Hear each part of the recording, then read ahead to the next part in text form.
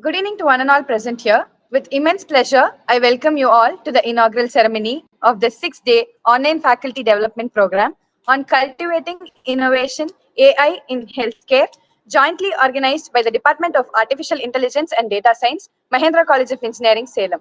To begin with this auspicious event, let's invoke divine blessings with the Tamil Thai Valthu.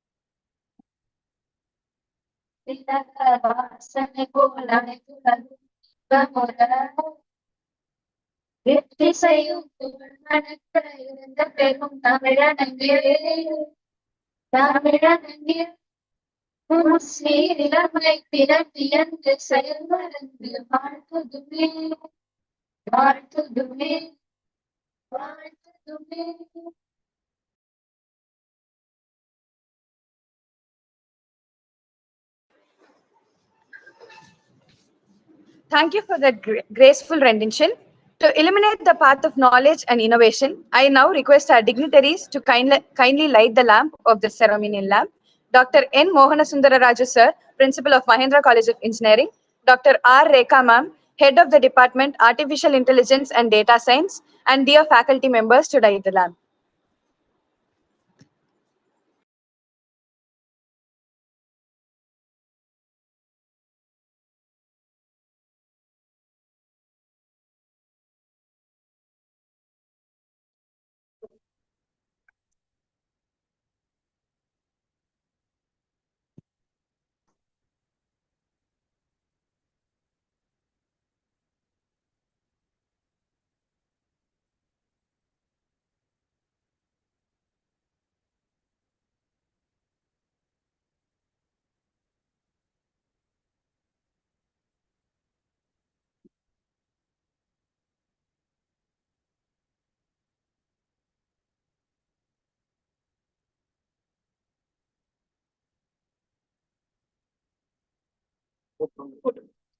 Photo ஒண்ணுப்பா.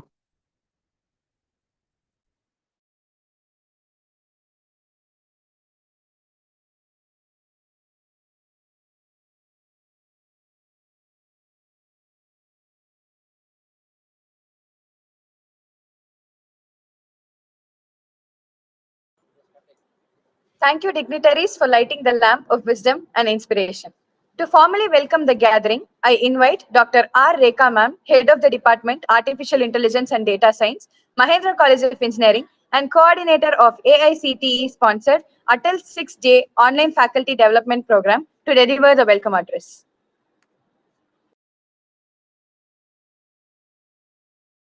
At this inaugural session of AICT Atal Online 6-day Faculty Development Program.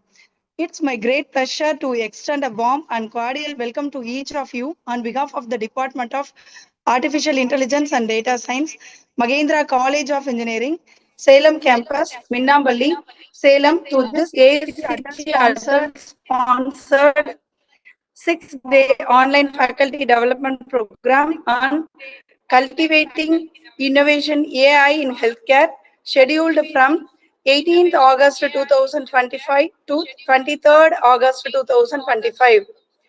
First, and Atal Academy for granting us the opportunity to organize this faculty development program, which is aimed at equipping faculty members and researchers with the latest advancements, tools, and application in the field of artificial intelligence in healthcare. First of all, I would like to sincere thanks to AICT Atal Academy for granting our proposal. I would like to extend a resource persons from reputed institutions and industries who have graciously agreed to share their expertise with us. Your contribution to this program is invaluable, and we look forward to gaining from your enlightening sessions. I would like to acknowledge the support and encouragement of our management, executive director, principal sir, whose guidance has been invaluable in making this program possible. I would like to thank our chairman sir, Tirimigu M.G. Bharat Kumar sir, who leads the Magendra institutions in a successful path. I would like to convey my sincere thanks to our managing directors, Engineer Ba Magendran sir and Engineer Ba Ajay Prasad sir for their amazing support and encouragement for this program. It's my privilege to thank our Executive Director, Dr. R. Samson Ravindran sir, Magendra Educational Institutions for his timely guidelines and continuous encouragement to arrange this program.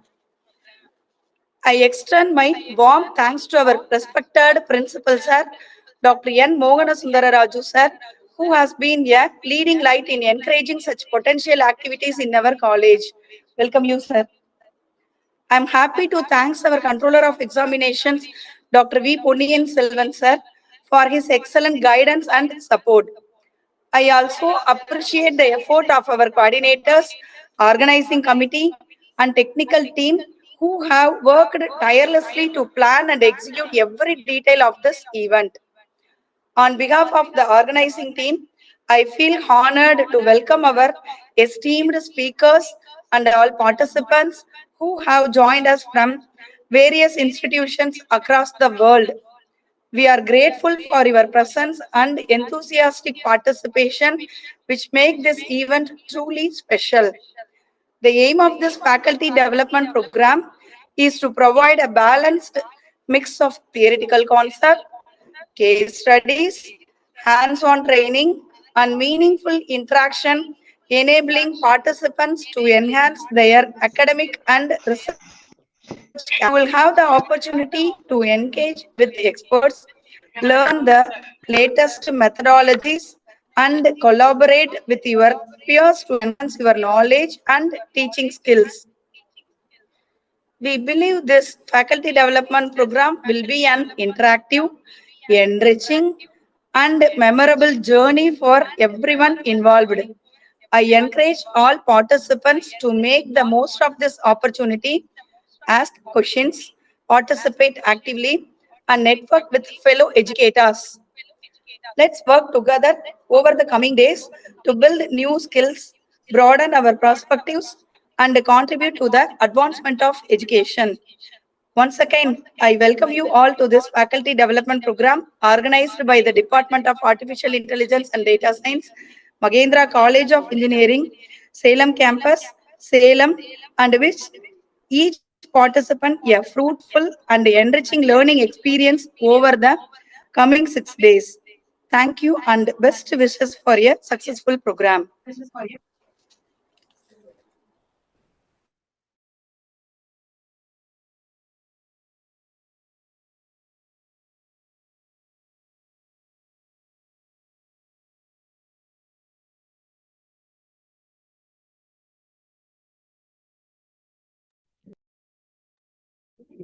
Thank you, ma'am, for your warm welcome. I now invite our respected principal, Dr. N. Mohanasundara Raju, sir, to deliver the felicitation address. Thank you.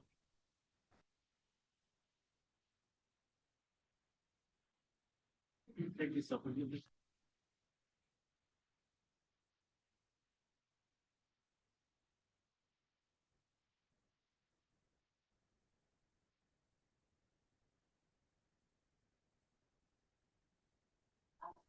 Sir, you are on mute, sir.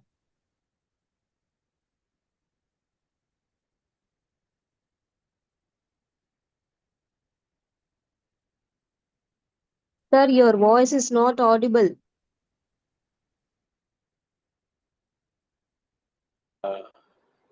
The cultivating innovation and AI in healthcare systems. So this is a wonderful topic. Both artificial intelligence and healthcare. Both are now the AI is an emerging one, and healthcare system is a big the version like a version in system in our global. So this emerging technology AI, it's emerged like anything now. Now the many of your the previous days, how this computer has been emerged, how it is computer has been integrated in the all the fields. So 20 years, 25 years back. Now the same thing is AI is integrating with all the fields. Now one of the field, the healthcare system, AI is taking into coming into integrate this healthcare system for benefit of the humans, the global society. So in this way, so the AI is how can you integrate? So for that we need an innovations. So especially the faculty members who are all undergoing this next the 6 days programs, I request all the faculty members don't just take that these programs for a new topic or like that. Going through the expertise coming from the different expertise, they are all coming along with this FDP. Take point of all those things. How can you implement this expertise in real-time problems and take them to the students? So students nowadays, they're all smart in a way for handling the AI tools or the technology into different field. So I can bring up the innovations because nowadays you know that healthcare system need a innovations and the cost effectiveness and accuracy.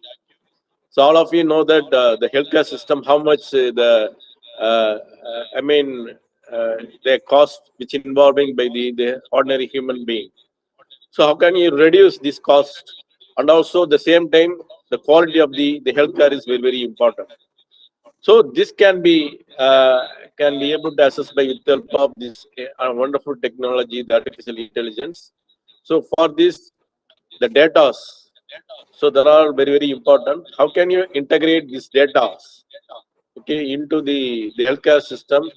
So that is the main thing which had to be uh, the assistance, the overall handling by the all the experts here. Okay. So I request the faculty members who are all participating in this, this program. So how can you are taking this AI into the healthcare system in such a way that so robust way. That means the platform is not just the AI tools. We have to create a platform in such a way that the healthcare system will be robust one. That means so the accuracy, the diagnosing the patients, so that will be having a more accuracy and also effectiveness. That is very, very important.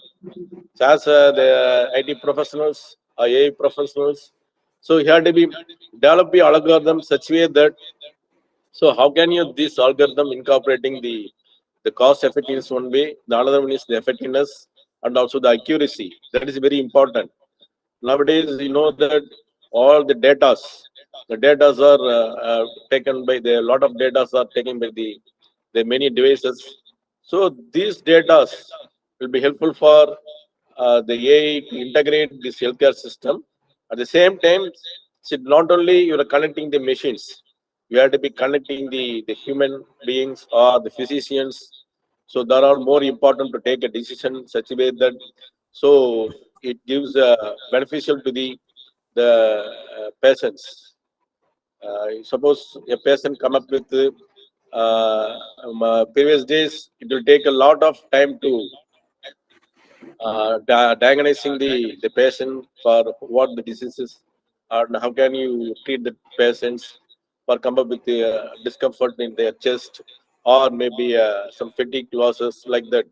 So for this way, so you have to integrate the data in such a way that they having the patient's history, genome data, so and the data which involving the in global, how can you giving a treatment?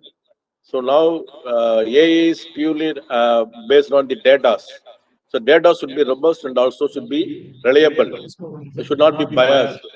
So I request the faculty members, how can you develop this platform? And how can this platform will be useful for connecting the healthcare system or integrating the healthcare systems. For this, we have to be interact with all the physicians, and it's not nowadays the AI tools are developed only for connecting the machines. But nowadays, if you're going for healthcare system, so you should create a platform such way that it integrate all the uh, so the data in such a way that it will be beneficial to the human beings. So once again, I congratulate the Department of IT choosing a wonderful topic of the innovations, cultivating the innovations and AI in healthcare system. And faculty, I request the faculty members, so not only just you are attending the or participating in the event, and take them to the or empowering yourself in this good topic, and also take them to the students. That's my request, so that the healthcare robust healthcare system will be developed. So thank you for giving me this opportunity. Thank you, Anand.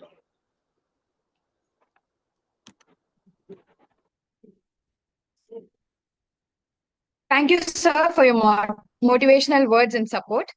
To give us an overview of the FDP and its objectives, I invite Mrs. S. Indupati ma'am, Assistant Professor, Department of Artificial Intelligence and Data Science, Mahendra College of Engineering, and Coordinator of AICTE-sponsored Atal 6-day online faculty development program to deliver about the FDP.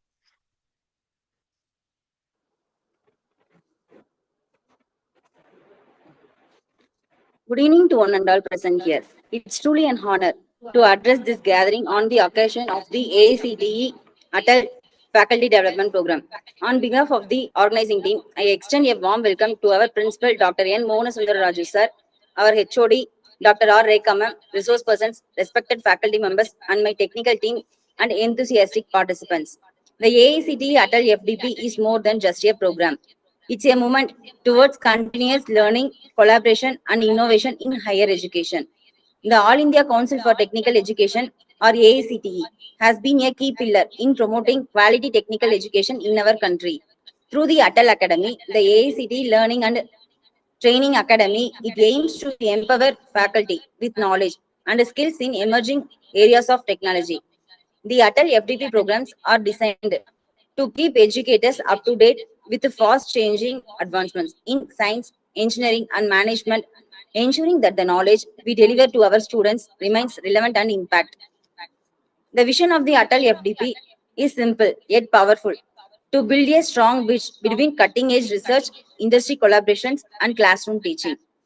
By attending these programs, faculty members gain exposure to latest technical trends and tools, innovative teaching methodologies, interdisciplinary approaches to problem solving, industry case studies, and real world applications. This empowers us as educators to go beyond textbooks and inspire our students to think critically, creatively, and practically. In today's world, technology evolves at lightning speed.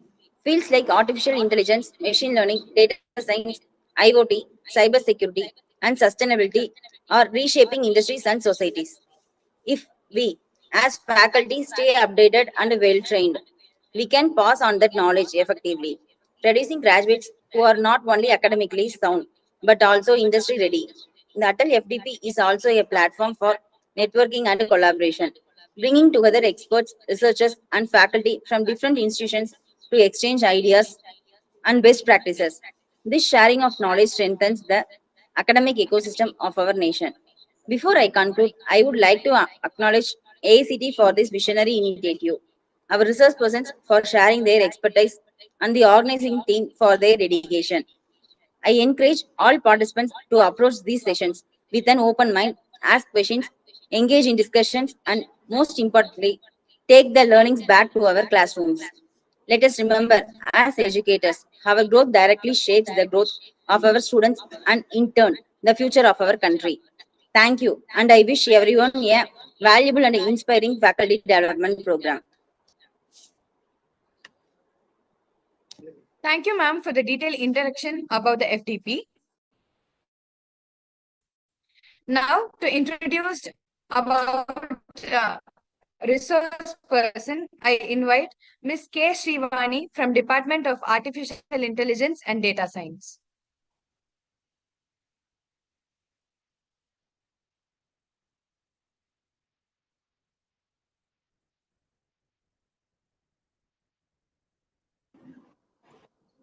Good evening, everyone.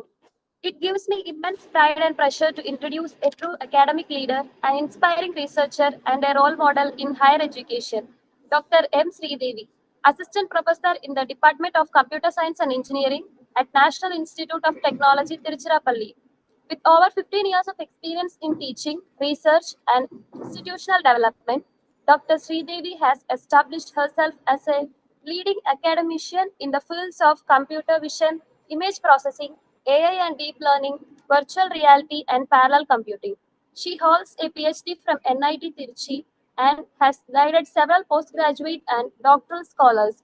Her impressive academic portfolio includes more than 50 publications in reputed international journals and conferences, including IEEE, Springer, and Elsevier. She has been a key contributor in multiple government-funded R&D projects with organizations like ISRO, DRDO, DST, and BHEL. Beyond the classroom, Dr. Sridevi has served as a convener, coordinator, and organizing secretary for numerous national and international events, including Smart India Hackathon, FDP conferences, and women empowerment programs. Her efforts in administrative leadership at NIT Tiruchi have played a vital role in academic policy making and student development. She is also the proud recipient of multiple awards, including the Tihan Faculty Fellowship from IIT Hyderabad, Best Performer Awards from NIT Tiruchi, and a Sakura Science Fellowship in Japan. In a world where technology and leadership must go hand in hand, Dr. Sridevi stands out as a trailblazer, mentoring students, empowering faculty, and pushing the boundaries of innovation through AI and immersive computing. We are truly honored by her presence today. Let's all extend a warm, heartfelt welcome to our esteemed chief guest, Dr. M. Sridevi. Thank you. Thank you for the introduction. I hope I am audible. Am I audible? Hello? Okay. Yes, ma'am. Yes, ma'am. Yeah. Okay. I'll share my screen.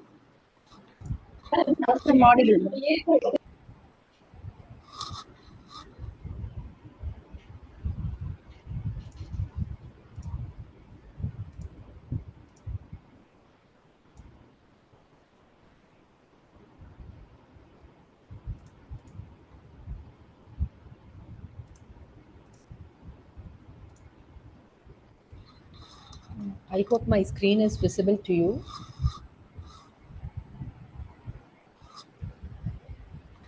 Is my screen Yes, ma'am. It visible? is. Thank you. So, uh, a warm good evening to one and all. First, I thank the organizer for inviting me for this uh, Atal workshop, for delivering me content on introduction to AI in healthcare.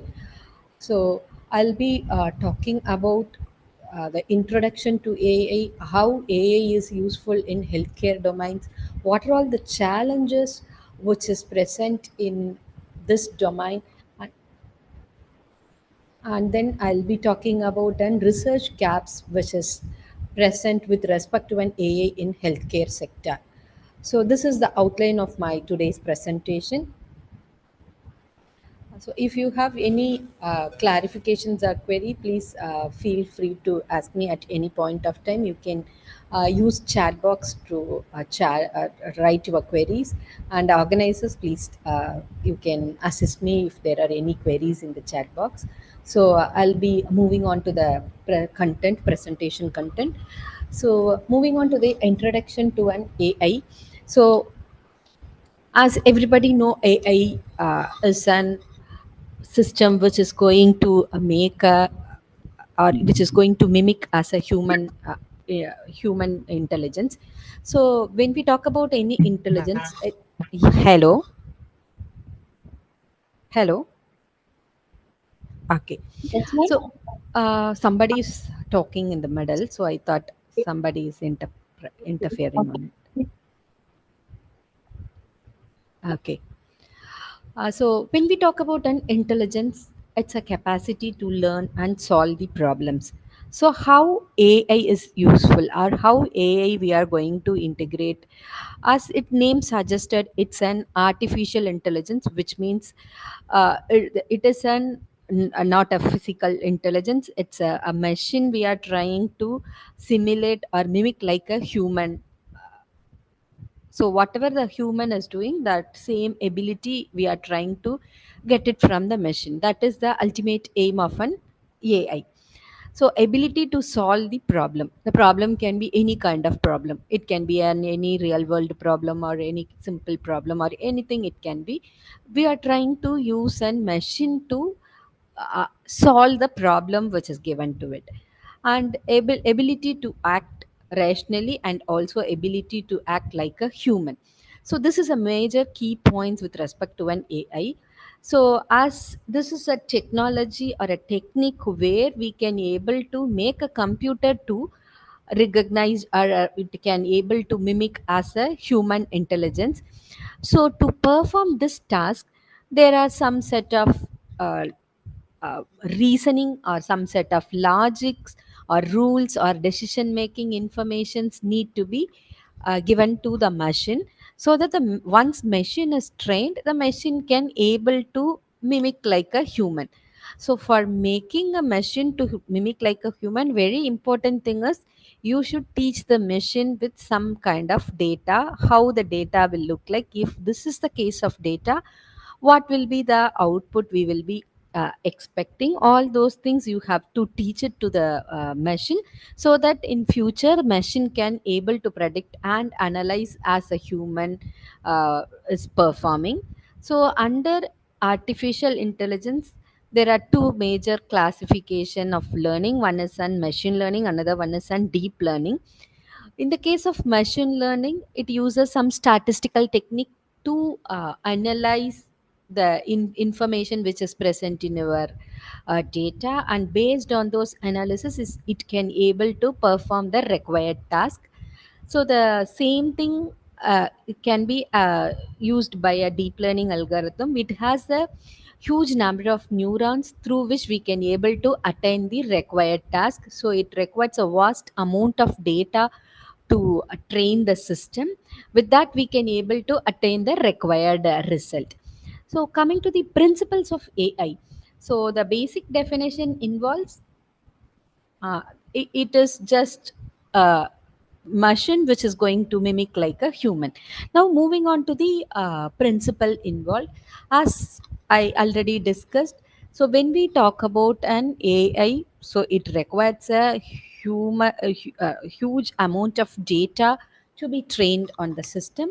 So to make this, after those datas are given to the system, the system will try to uh, analyze those information, what kind of data is available, what is the perception, and what is the ability of those data. All those things it will gather through the statistical models, and then it can able to reason, and the knowledge, the data can be represented in a knowledge.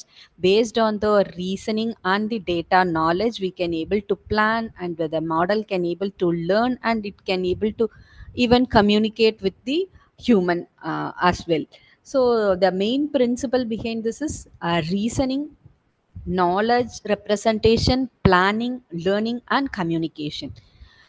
Now as we talk about AI, so in many fields AI has been used, and what is the advantage of using this AI?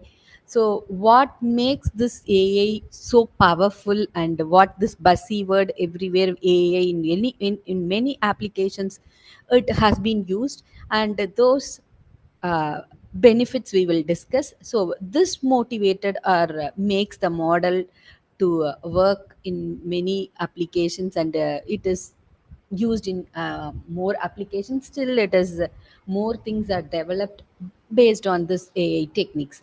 The benefits are, it is first thing is it is making the task autonomous. So it can able to perform the task autonomously, and even the repetitive task can be automized with the help of the model what you are going to consider. So for the problem whatever you have, so create the task what task you wanted, accordingly you can formulate your algorithm and you can train your model, and the model can able to either it can predict or it can able to make the decision according to the scenario, or it can able to do whatever the human is able to perform. This all kind of task can be performed with the help of this technique. So automated repetitive task, and it is minimizing the cost. So once the model is trained and it is used, it will reduce the cost of deploying it, I mean, in the real field. And human errors, it will also reduce the human errors. So as we know, as a human errors may be there, but the system once it is trained properly, there won't be any errors. So again, the errors can be reduced according to the training strategy what we are going to follow, and what kind of knowledge you are giving to the system, what is the learning strategy you are using. All those matters here. According to that, it can reduce the error, and then it will improve the processing and the workflow. As it has been discussed earlier, it will be useful to make the autonomous task, uh, and also a risk mitigation. It can be served throughout 24/7 without any rest. The model can work. Let us say, let us take an example: surveillance system. So tracking in a surveillance system by a physical person will be a very tedious process.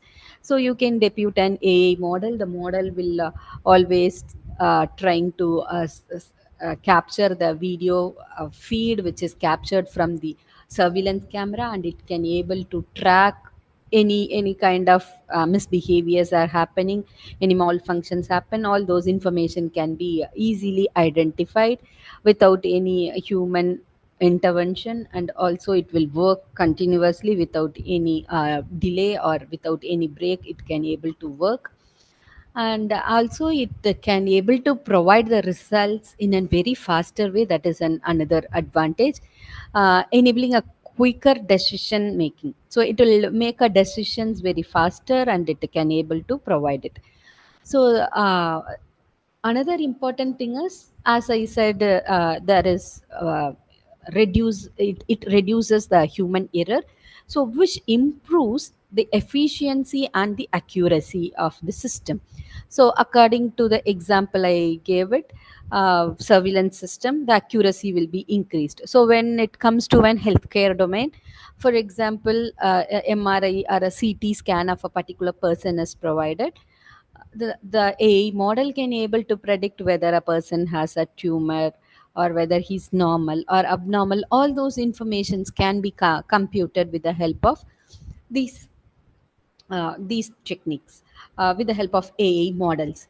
So it can able to give you the response in a faster time, and also it is error free, and you can integrate whatever you wanted, and you can make it as an more innovative solutions, and technologies can be integrated to get better solutions. Now moving on to the types of AI. AI is categorized basically into three different categories. One is an artificial narrow intelligence, artificial general intelligence, and the last one is an artificial super intelligence. So the artificial narrow intelligence are the system which is designed for a specific task or problem. So if you wanted to solve a specific task, if your system wanted to solve a specific task, if your model is trying to detect whether a person is having a tumor or not, so it is mainly used for that specific application. So this kind of AI are already exist. Now moving on to the general intelligence. This kind of intelligence, the model can able to understand and learn and able to reason. The well-known examples are chat GPTs. So whatever the queries you are trying to give, the model can still able to analyze, and it can able to give you the required information. Still, there are a lot of scope for improvement. It is still in development stage, and the last intelligence is a super intelligence. So this kind of intelligence is trying to match up with the human beings. So still there are many things to in evolve in future. Now moving on to how does AI works. As I said earlier, it requires a huge amount of inputs. So input can be fed via some information. I mean, through some input can be acquired through available data set, or in the real field you can capture the input. Those input can be given to the model. Once it is given to the model can learn the pattern, and based on the pattern it can able to predict, and also it can able to perform the required task. If suppose the robots are doing surgery, so it has to predict what kind of disease and where the disease is located, and based on the pattern it need to identify whether the disease is in what level the disease has been affected, and accordingly it has to take the decision whether to uh, give what kind of remedies to be given, or what kind of prescriptions to be taken care. If suppose it is doing a surgery, it has to perform how to perform the task. All those things are involved in the AI work. So gathering the input, based on the input it can learn the pattern, and it can able to identify or recognize the particular disease. Once disease are recognized, it can able to predict what level it is, and then it can able to perform what to do, what are all the actions to be taken to solve the problem. Everything can be done with the help of AI. This is the actual pipeline of any AI work. This pipeline is same for whatever the task you are going to consider. And while considering these tasks, the information, the models what we can give us, we can go for a machine learning model, or a deep neural networks or expertise system to make this to perform this task. So AI learns from the data, and the machine learning models, or any learning models, either machine learning or a deep learning models, are used to improve the learning performance from the data. From the data, whatever it is learned, it need to provide the result according to the learning. And finally, once the model is learned perfectly, it can mimic like a human. And the informations also can be represented in different forms for better understanding and visualization. The task can be either an image processing task, or speech related task, or language natural language task. The task can be anything, and accordingly the model can be trained, and the corresponding model can be used, and we can train it, and finally we can able to get the required task to be done with the help of this system. Now, moving on to the life cycle of an any AI project.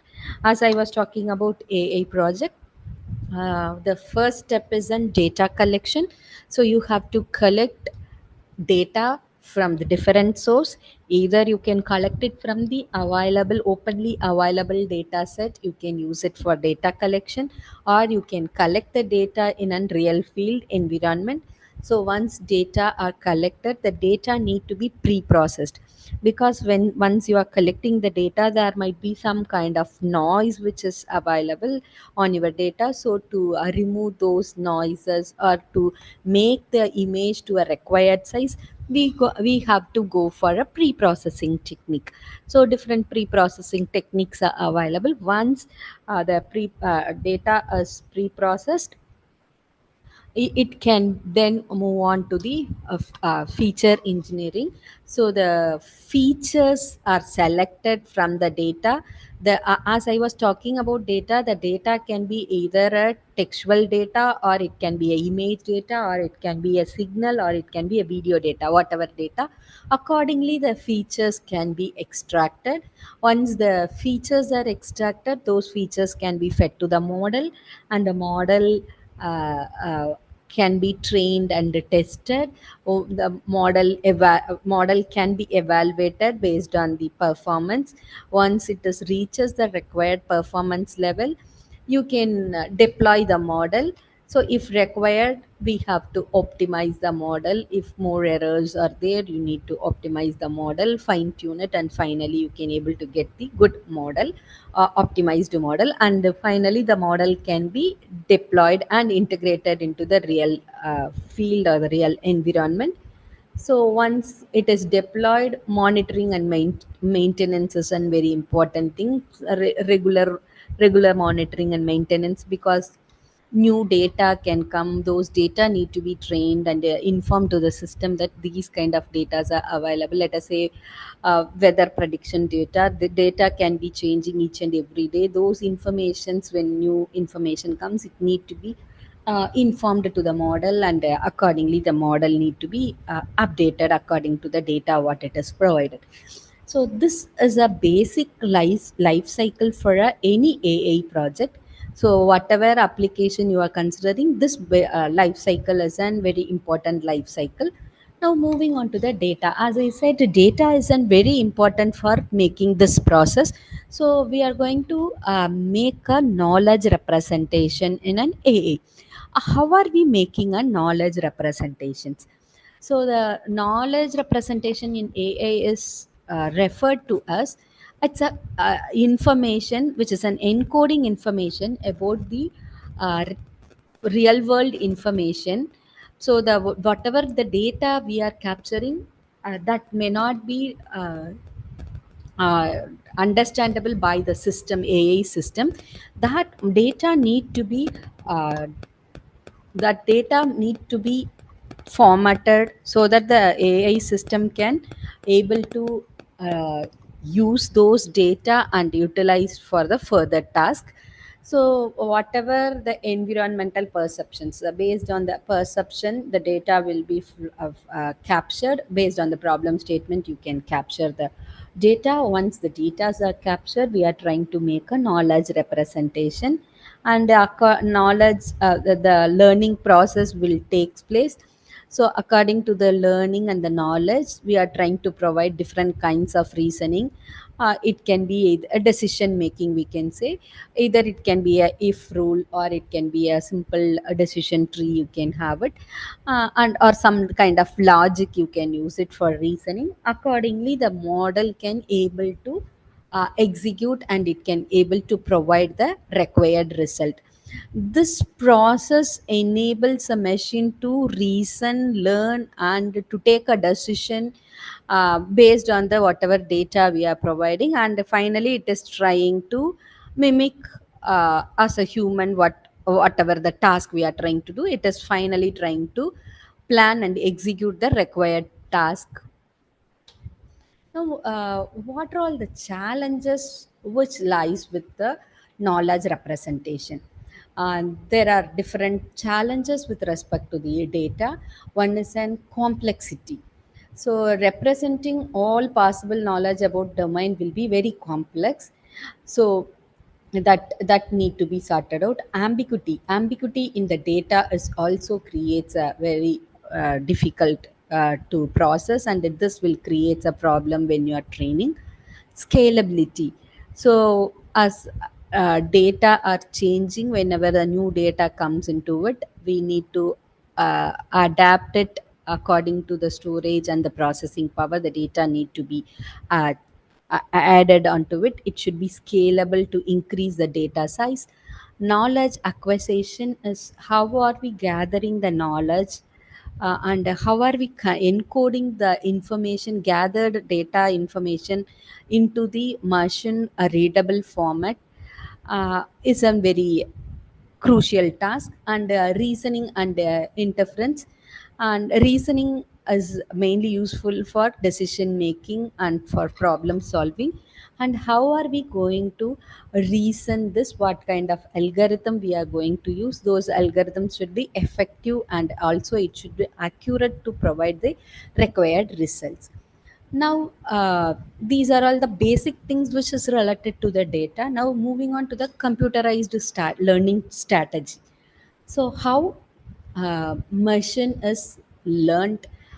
As we talks about the pipeline, I have told you data collection, after that pre-processing, then feature extraction. We have a set of features. So those features along with the labels are there. These are called as the sample. Now the features are given to the algorithm, and it will try to predict the result. Whatever the result the model predicts, that result will be compared with the ground truth value or the expected value. If the predicted and the expected result is same, then no need to do anything. If they are not same, then your model has not been trained well. You have to uh, uh, train your model with more number of samples, or more data samples are required to train the model. So what are we trying to do is update the algorithm itself. Sometimes the algorithm may not be adaptable for the particular application. Change the algorithm, or in some cases the algorithm may adapt for the application, but the parameters are not fine tuned properly. We can fine tune the parameters, so accordingly we can able to get the required result, and the process can be performed in a continuous way. Finally, the training process is over. We can test it with a new sample, and we can check how the models behave. So, moving on to the learning strategy, there are different learning strategies. Are there? Machine. We will talk about the supervised, unsupervised, and semi-supervised or reinforcement learning techniques. So, moving on to the machine learning strategy. So, in the case of machine learning, as we discussed, we are trying to enhance automatic reasoning of system by providing predictive data capability of data to the model to learn, and based on the learning algorithm, the model can able to predict whatever it is required. So, moving on to the supervised learning strategy, the training system system has labels along with it. So this is called as an supervised learning. If your training sample or if your data sample doesn't have a label, only the features if you are having, it is called as an unsupervised learning. Whereas in the case of reinforcement learning, learning through trial and error, so you will make the model to run, and the model may take the decision uh, based on the trial and error method. During the real field, the model try to identify or try to uh, find out the informations which are available with it. And moving on to the data types, the data, as I said, the data can be any kind of data. Let us see three different kinds of data are provided here. Only numbers are available, letters, I mean alphabets, and the numbers along with some special characters are available. This is an image data. So, suppose you wanted to extract some information. This is an example which has a check which has this number. Now, when we are correlating this with an healthcare application, now with respect to healthcare application, let us say the report summary or clinical report is there. So, in that clinical report, the informations will be in the form of either numbers or it may be the alphabets. So the model can able to learn those numbers and the alphabets. The textual information can be understand by the model. In the second category, this is an image category, whereas identifying whether a particular person, a John or a Bob, or is when you give a photograph, you can able to say whether it's a John or a Bob. So this is another example. Now again, moving on to the medical application. So in the case of medical application, now we can see uh, MRI or CT scan is given as a input. The model, AI model, is trying to identify or categorize or classify whether the corresponding scan having uh, whether the corresponding scan has the scan image has a particular disease or not. So these are all the different ways we can interpret the data. Now moving on to the data samples important. Now the data samples are very very important. So a basic example about an object detector, dog class, dog and cat classification algorithm is considered, with one more category is called as an helicopter. So three different class labels are provided with a different sample. So different models are used. A model A, when you give this input, it is identifying cat as a dog. When you give model B, when you give this dog input, it is identifying as a helicopter. So both the model gives the accuracy of 98 percentage, but the result what we expected is not correct. So this is it is not classifying properly. Because of the reason behind that is because the features are very similar to each other, so it is identifying a cat as a dog, which means you have not trained your model with huge number of data samples in both the classes, so model is not trained well on the data set. So this is a very importance of the data. So the data whatever you are giving, it should have a huge number of data should be there, and it should able to predict it in a proper way.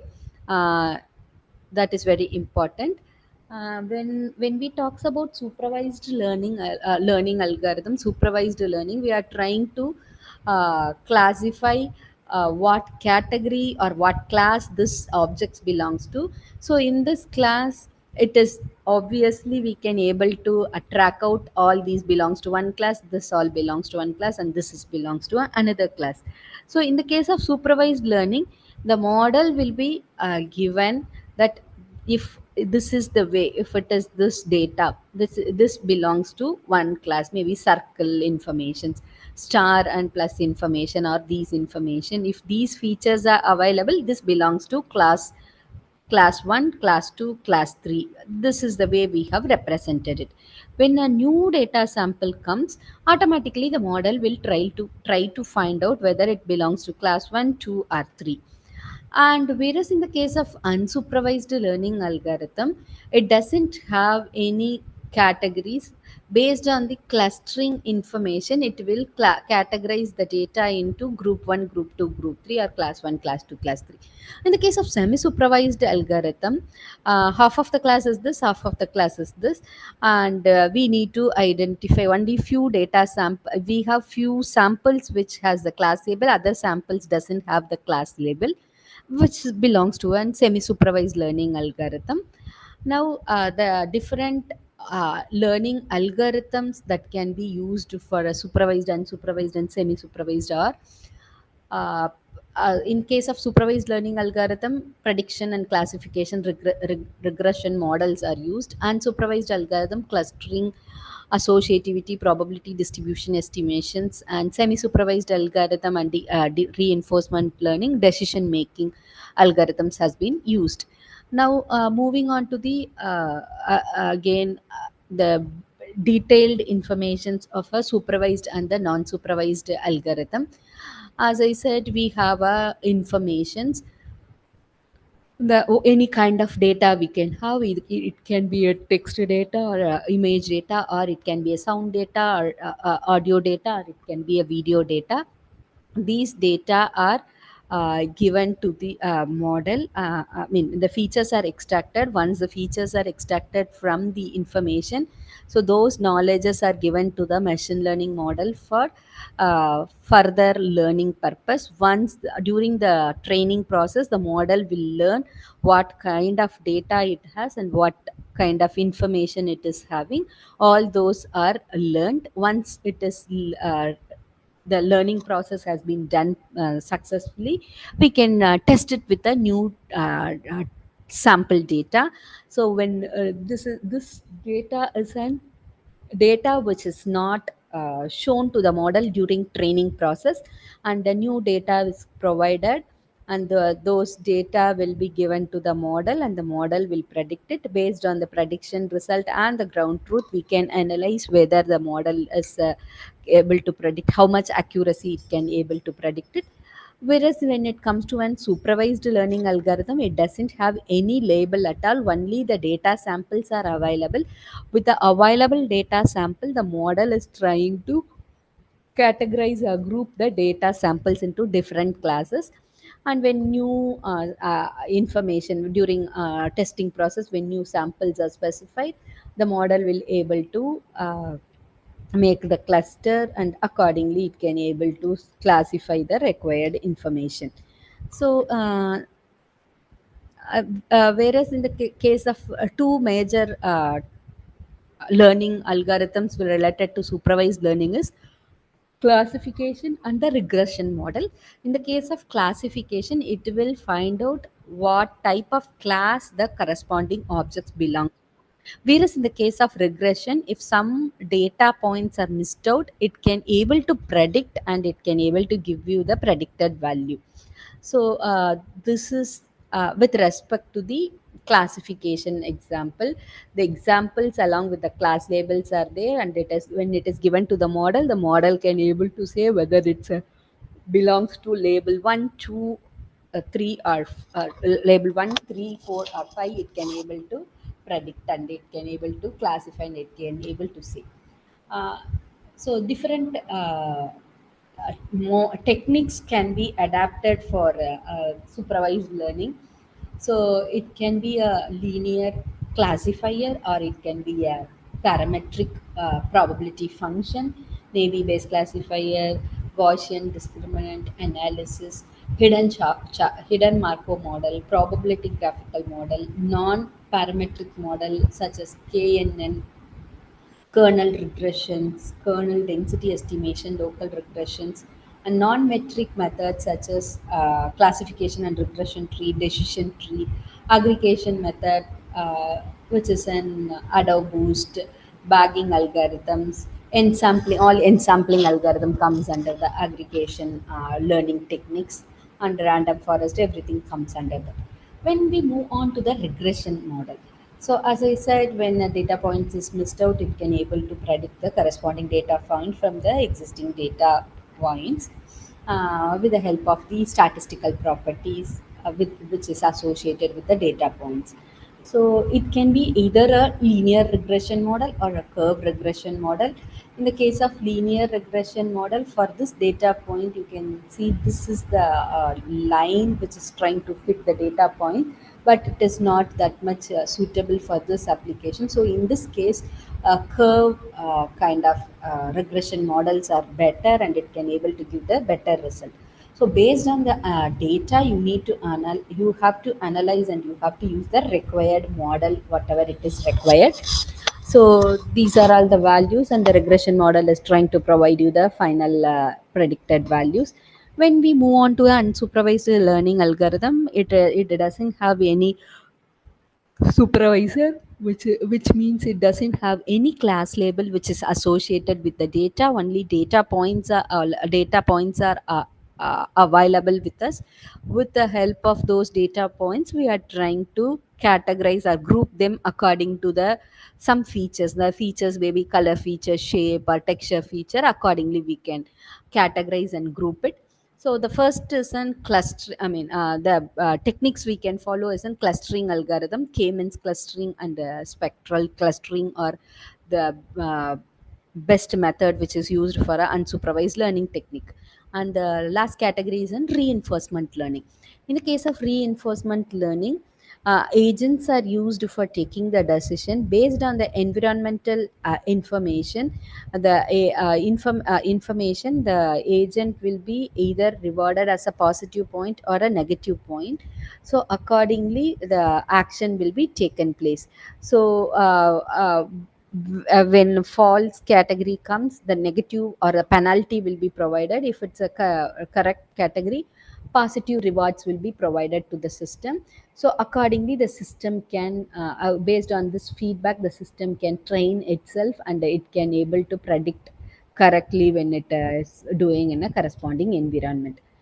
So comparison which talks about a machine learning and a deep learning. So in case of machine learning, we are giving a input, feature extraction will take place, and the extracted features are given to the model for classification purpose. Classification can be either car or not.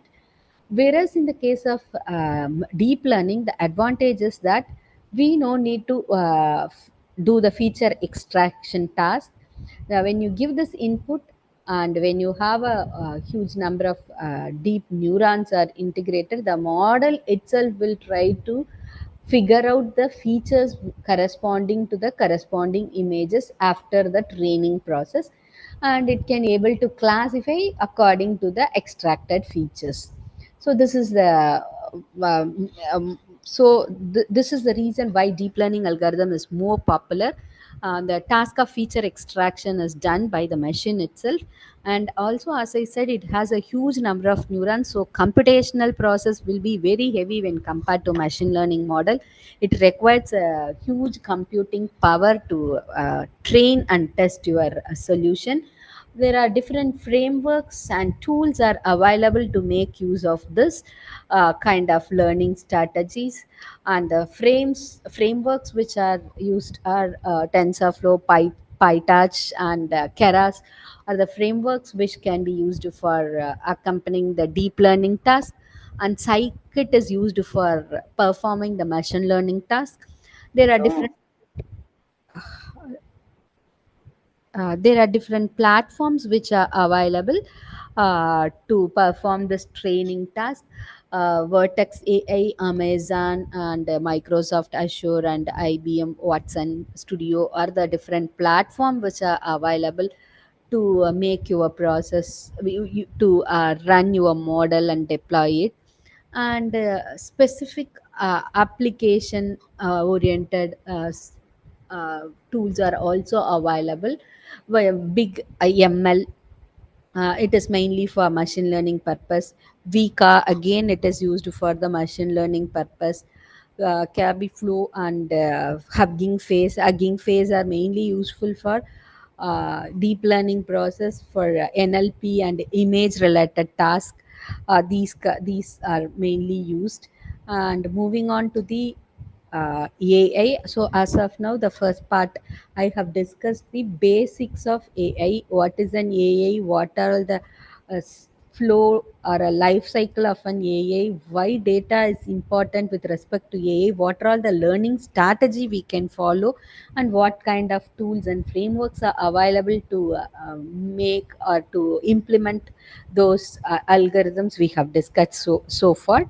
And now we are moving on to the how AI is used in healthcare applications. So AI is used in many domains. In many domains it is used. So now our next session will be focusing only on healthcare applications.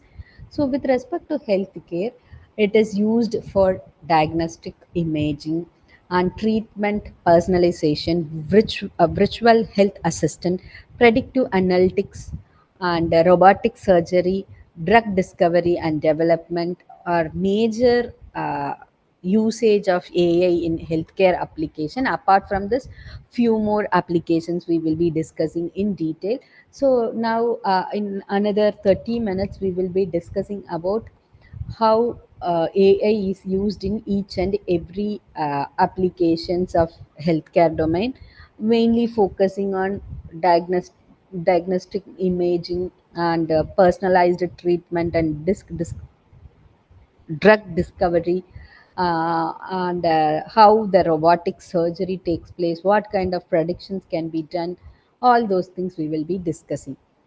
Now, AI is, as I said, used in many applications. It is transforming the world into a digital world. Now, AI is transforming healthcare application too.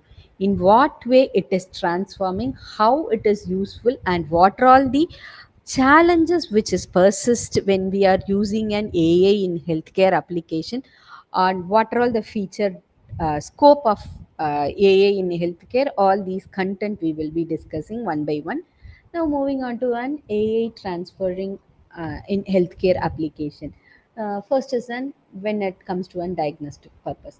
So if image is if any kind of person medical image, either it can be a X-ray, MRI, or CT scan, whatever the image category is available. With that, we can able to the machine can able to detect whether the particular person is affected with a particular diseases and what level of severity it has been affected.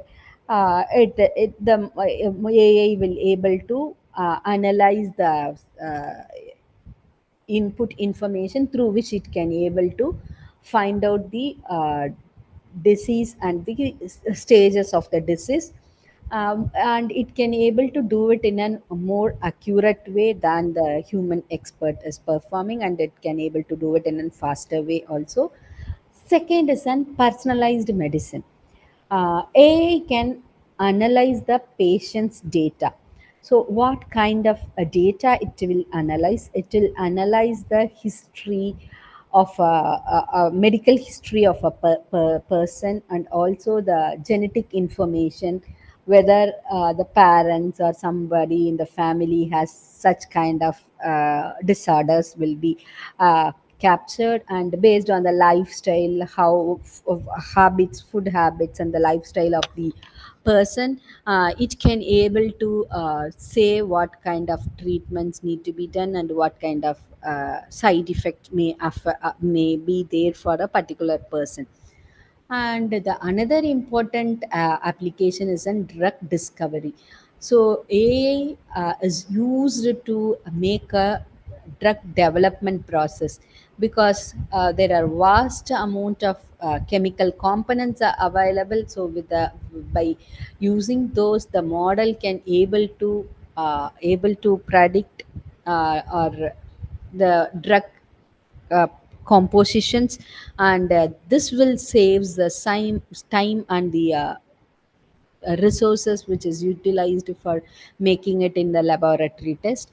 And the other important are now many hospitals were using, which is an robotic surgery. Robots are used for making a surgery because it gives a greater precision, and also it can able to do it in a very precise manner and reduce the recovery time during complex procedures. And patients monitoring.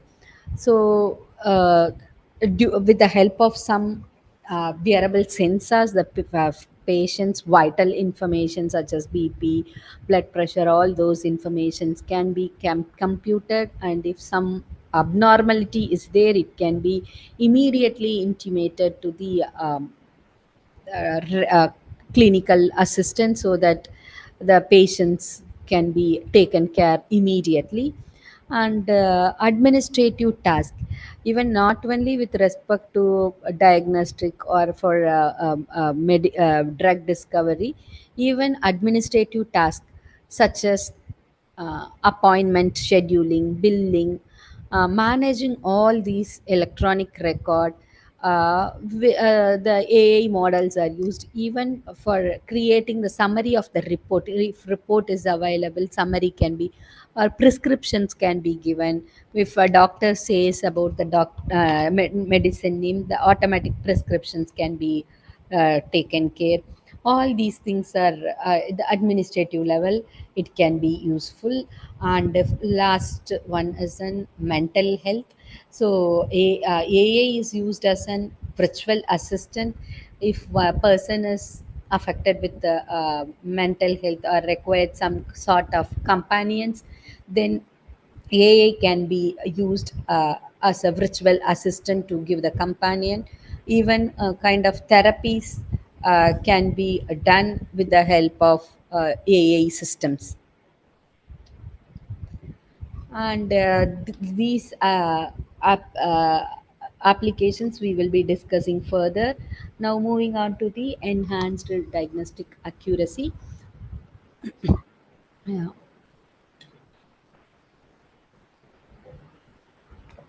As it has been discussed earlier, the images are analyzed, either X-ray image or whatever images, it can be analyzed and the model can able to predict. If suppose X-ray image is given to the model, if a person is having a fracture, then it will detect fracture in the bone, or if tumor is there, it can able to detect the tumor. So according to the according to the disease category, the image modality varies. For detecting the fracture in the bone, X-ray is required. Tumors, either MRI or CT scans are required. So according to that, you can able to give the information.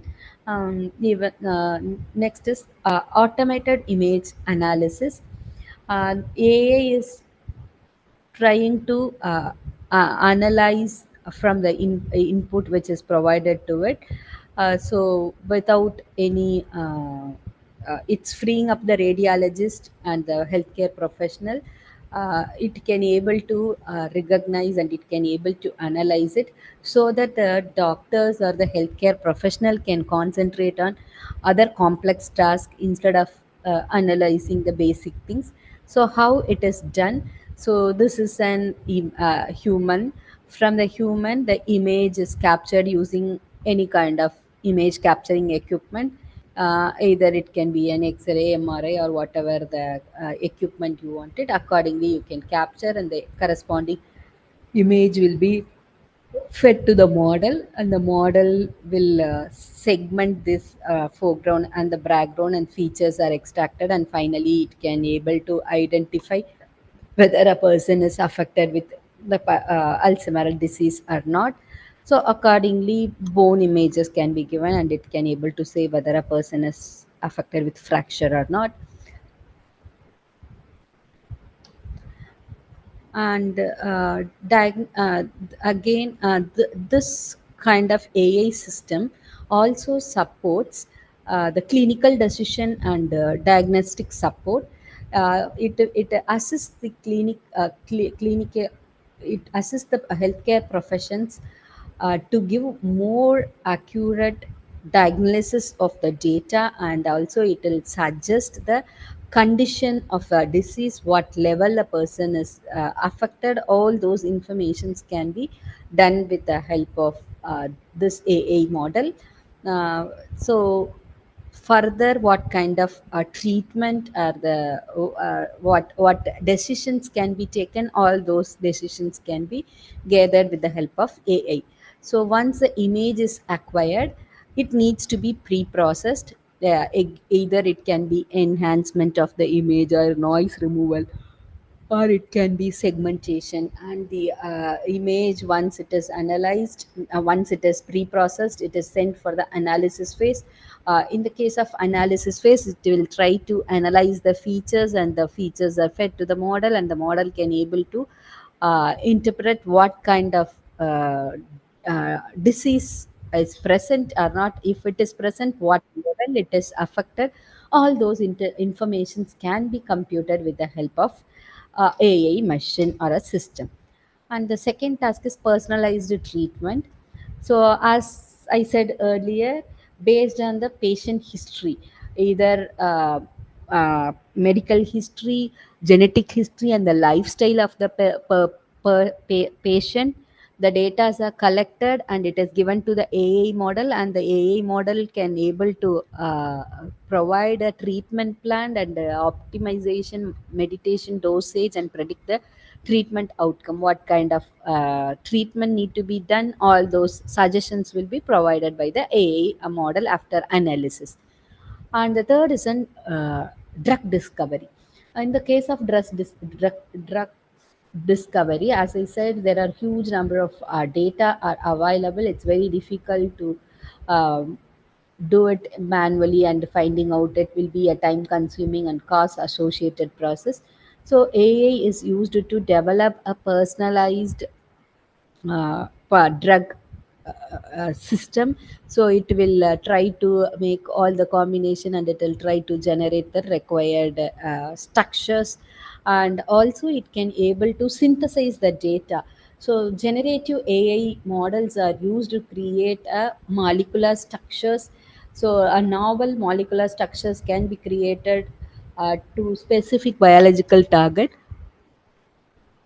Those models can simulate how the molecular behaves and how it interact, and the metabolism inside the human body. Everything can be generated with the help of Gen AIs.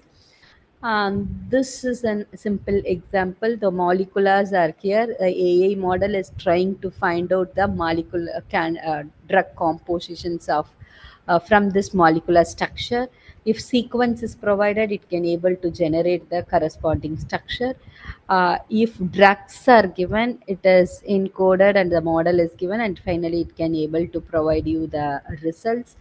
Drug target interaction. If drugs and the targets are specified, it can able to again say the affinity or the predicted affinity related to the drugs. So wherever you can see, these are all the inputs and outputs. There in the intermediate you have a AI techniques which is integrated to get the required result. The AI technique can be any kind of learning techniques. We can use it, either it can be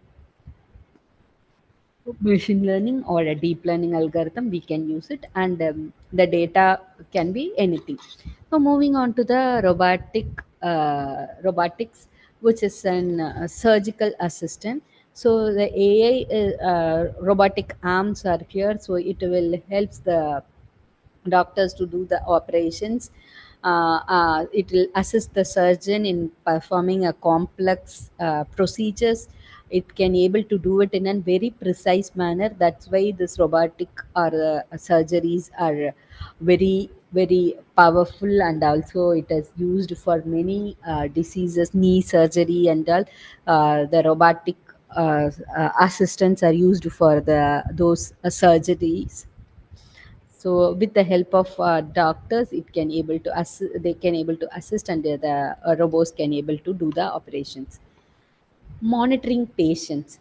So in the case of patients, either the elderly patients or a remotely located patients, vital informations need to be regularly checked to identify if particular issues are there or not.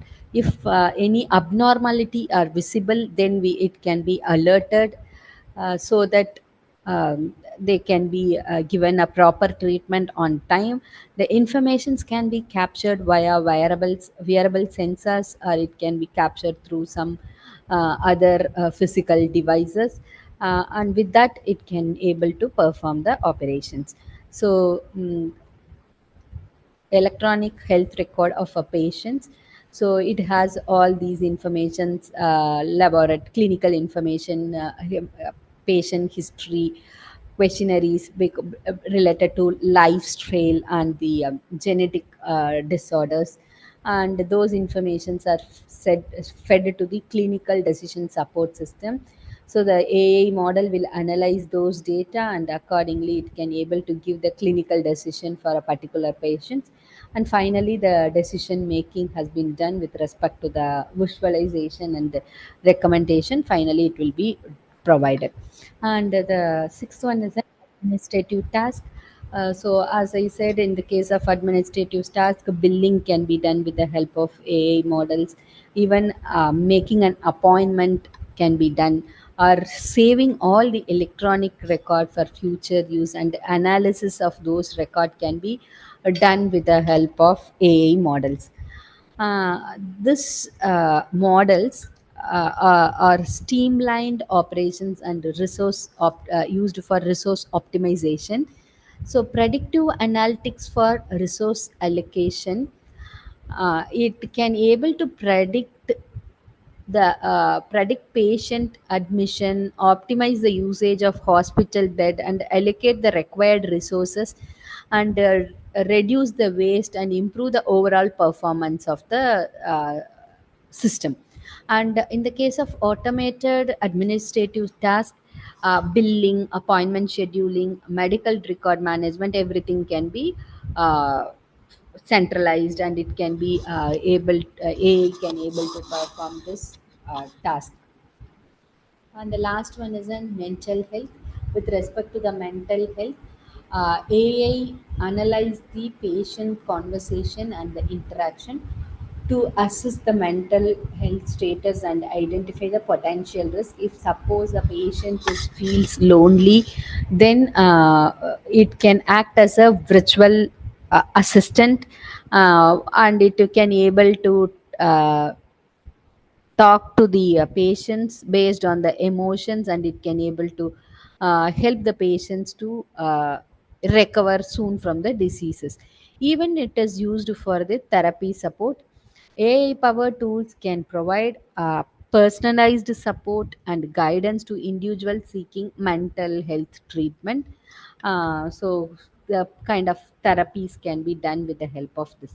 And the last one is on research, training, and management. As I said, the data is very important for making any kind of AI task. If very limited amount of data are available, we can able to synthesize the required data for training and research purpose. From the limited data which is available, through which and uh, GANs and all, we can able to synthesize the required amount of data. Medical training and simulation. So there are some simulators are we can able to create are available, through which the trainee doctors can train themselves how to make the procedures or how to operate those information, and all can be gathered or inferred with the help of the medical training and the simulators which is available. And finally, improving the healthcare management. So yeah, not only in the administrative task level, billing and all, even though the AI is used for making a clinical notes and generating the care plan, and it can able to summarize the medical information, because when you see a medical information, so much of informations are available, it's very difficult to understand for the patients what is provided. So summarizing those information will be helpful for the patients to go through it. So with the help of AI, these things can be done.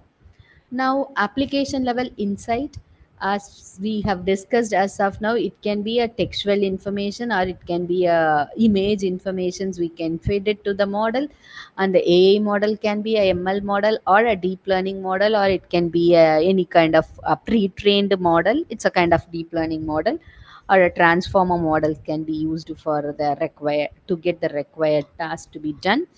There are two different categories. One is an clinical application, another one is an administrative applications. So based on the data, if suppose data analysis you wanted to do, then it will move on to clinical application. Drug discovery, diagnostic precision, all those comes under the clinical applications. Whereas in the case of administrative application, the billing process, resource allocation, which is uh, bed hospital bed allocation or appointment booking, all those things comes under the administrative level applications. So altogether, uh, are the in all both the cases, even for clinical and the administrative levels, application levels, AI are used. The major key benefits of AI usage in an healthcare domain is care and diagnosis. One first is in faster diagnostics. It will diagnose, it will analyze in a faster way, and it will able to provide the result in a faster and accurate way. Once it is done in a very faster way, is early prediction is very important to stop the spreading of the diseases, and accordingly the treatment can be started. And treatment and monitoring. So robotic surgeries can be robotic precision guided robots are used for making a surgery during complex scenario, and it can able to provide a very precise results. And also the robots are, I mean, chatbots are used for monitoring the patient's information. When they are emotionally weak, they can act as a companion to talk with them. And drug development, uh, so drug compositions can be computed very faster way, and also it's cost effective. And enhanced image analysis. So based on the image given, it can able to doctor can able to find out, or a model can able to detect, and it can able to tell what kind of disease has been present and how much it has affected. And efficiency and admin. In the case of efficiency, predictive healthcare, the forecasting the patient risk and help preventing medical emergency before they happening is a very important case. So before anything happens, it need to be predicted according to the re- patient's information. It need to be predicted, and accordingly the patients can be alerted, or doctors can be informed, alerted, so that the patients can be given treatment before required. And the last one is an administrative task for making billing process and documentation, summary generation. For all those purpose, this AI tools are used, which saves time, and also it reduces cost, and human errors are reduced. Now, few applications or few AI-driven digital healthcare services our government is focusing on, are uh, some companies how they are using on digital healthcare services by integrating AI onto their work. The first one is um, BharatNet, which is a government initiative. This is to improve the accessibility to the medical service in rural areas. So, with the help of primary health centers, the informations can be collected, and the patients can be monitored remotely, and they can be served according to their needs. And next is then government is digitalizing the healthcare system via National Digital Health Mission. The government is focusing on creating an unified health ID, like Aadhaar, a unified health ID for every citizen will be they are trying to create, and which has the information of a patient per patients, all the information regarding their scan report, x-ray, all those informations are available on this record. So ABBA is an a platform where all those informations can be stored for our future reference, like a digital healthcare records can be stored, and it can be used. And in practice, Apollo Hospital has designed an AI precision oncology center to educate the patients and their family about the process of the treatment process, what it is going to be carried out. And also the system AI system can able to answer the uh, frequently asked questions. So like a virtual support it will give, so that the patients and their family will aware of the procedures which is going to be adapted, and that will helpful for uh, doing the further process, which is treatment. All those things can be taken maybe taken. And two more startups, I will be just talking about two more startups, which is one is the digital healthcare startup product, was employing multilingual ability. The AI is used in the telemedicine also. So, as a telemedicine service, different people in different parts of India will speak different languages. So, they are trying to create a multilingual AI. The AI can able to predict the language, and it can able to assist them according to the required informations through their own language. And the another startup which is tuple, which is mainly used for blood sample analysis. So remotely, this blood sample analysis can be done with the help of this digital pathology platform, bringing the specialist diagnosis to areas without accessing to a specialized care. And now moving on to AI transforming healthcare. As of now, we have discussed. So, what is an AI? How AI is transforming in healthcare, and what are all the needs or necessity, and what areas it is focusing, and how it is used in each and every applications. We have discussed how AI is used. Even it can be in a drug discovery or a personalized treatment or diagnostic, or how it is used. And the main usages, it is giving the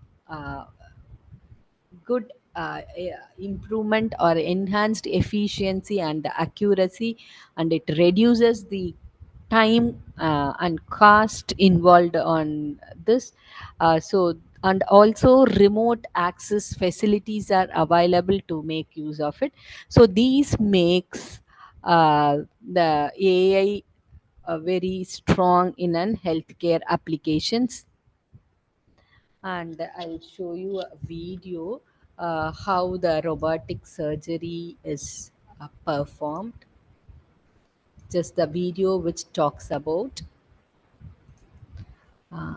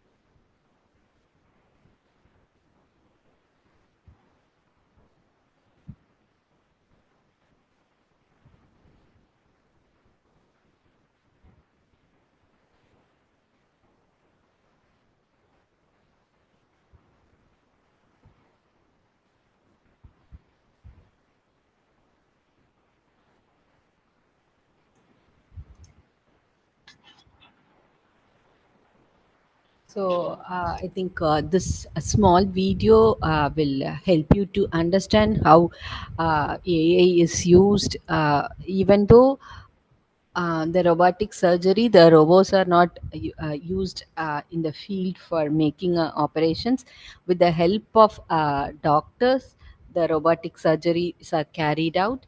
So this will gives a more precise value. That is the reason why the robotic surgeries are now taking into consideration, and people has used this.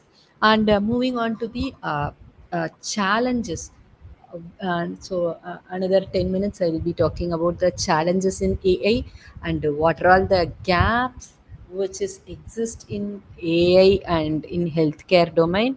And finally I'll be talking about the summary and of whatever I have discussed so far. And finally, I'll be talking about what can be the future scope of AI in healthcare domain.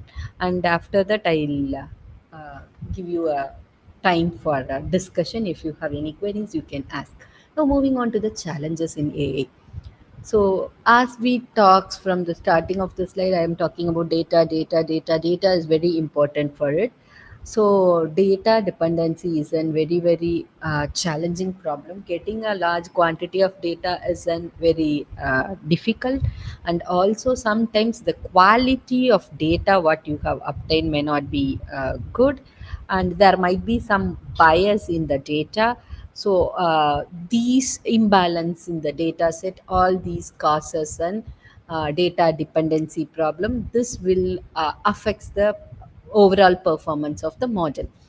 And explainability is another important challenge. Many AI model operates as a black box. So it is very difficult to understand or justify their reasoning processing or the decision. Just making as a black box we are using it, it's very difficult to understand the procedures or the reasoning or the what kind of decision it is saying. All those explainability is a problem.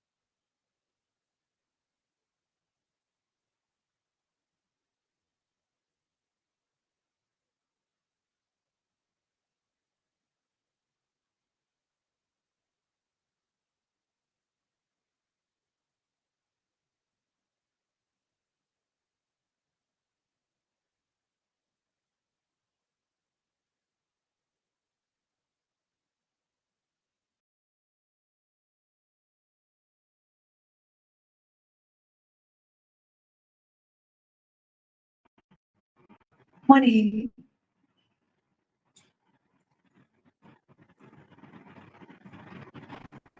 Now, we kindly request all the participants to take a few minutes to fill out the feedback form.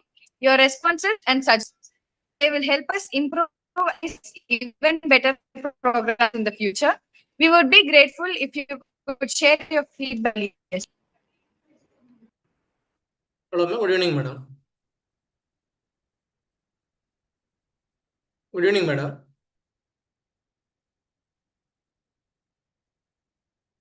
It is audible, ma'am.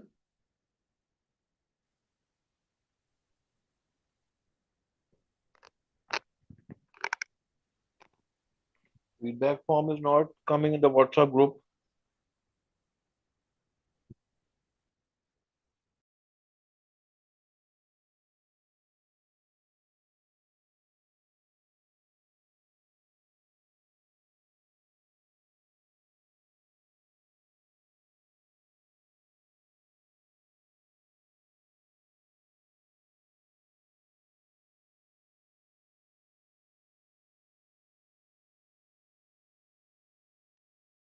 Hello, ma'am. Good evening, madam.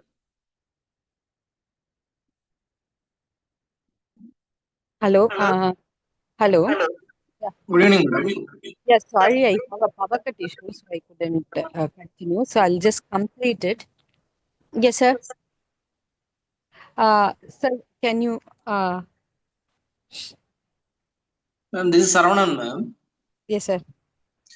Ma'am, what is India doing to bring the AI with the rural healthcare system? That's why I have told you there are primary healthcare centers. So, for example, if you wanted treatment, the equipments may not be available in the regions, or the people may not be aware of what kind of treatment they have to take. So, in such scenarios, they can be assisted in virtually. Some basic treatment or some basic screening can be done with the help of rural available primary healthcare systems. I mean primary healthcare hospitals. So those information with that they can able to assist them what kind of treatment they have to go for, or what kind of specialist they have to contact, and further what kind of treatment they can do. All those things can be done with the help of that. Okay, ma'am. Thank you.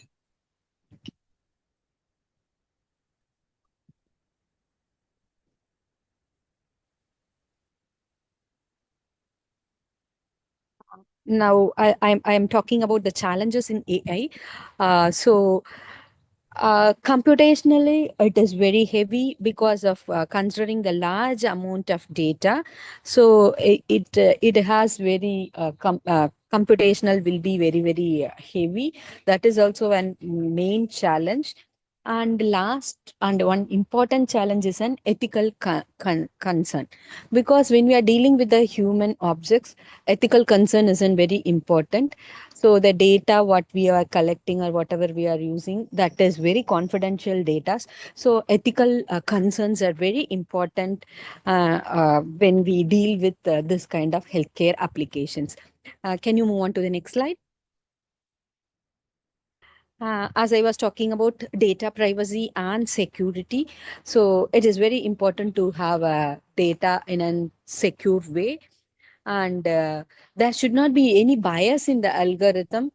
So whatever data we are providing, the model can able to predict it predict it properly. If bias is there, probably if a person is having a disease, it may be predicted as an not a disease.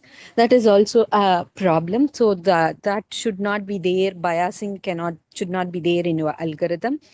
And need for human oversight, as I said, human expert or uh, healthcare professionals need to assist these things. It cannot be done by own. Integrating with existing systems. So it is difficult to integrate with the existing system, and we are trying to make out of that. And whatever we are trying to do, we should have to be with the standards and the regulations which is followed will should be carefully used in the development of AI in healthcare application. Next one. So the main gaps is the challenges what we have discussed as of now are the gaps: collecting the data, integration, and how are we going to validate it, how the regulatory is going to be used, and how explainable AI and ethical concerns are going to be addressed, or the gaps that need to be addressed. Next one. Next slide. So our last part is coming to the summary. As we started the discussion of an basics of an AI, once we have done what is an AI, what are all the different strategies are there, then we moved on to the AI in healthcare domains. So with respect to AI in healthcare domains, we discussed 7 different use cases, how AI has been used in these use cases. The first one we have discussed with the disease analysis, and then virtual health assistant, personalized treatment, remote patient monitoring, medical imaging and radiology, and drug discovery. And finally, we discussed precision medicine based on personalized treatment we have discussed. So still the challenges are there. So the responsible, explainable, and ethical implication of AI need to be considered before using this task. And move on to the next slide. Coming to the future scopes in an AI. So real-time disease surveillance is a very important thing. So in real time, it should able to diagnose, and it can able to say what is happening.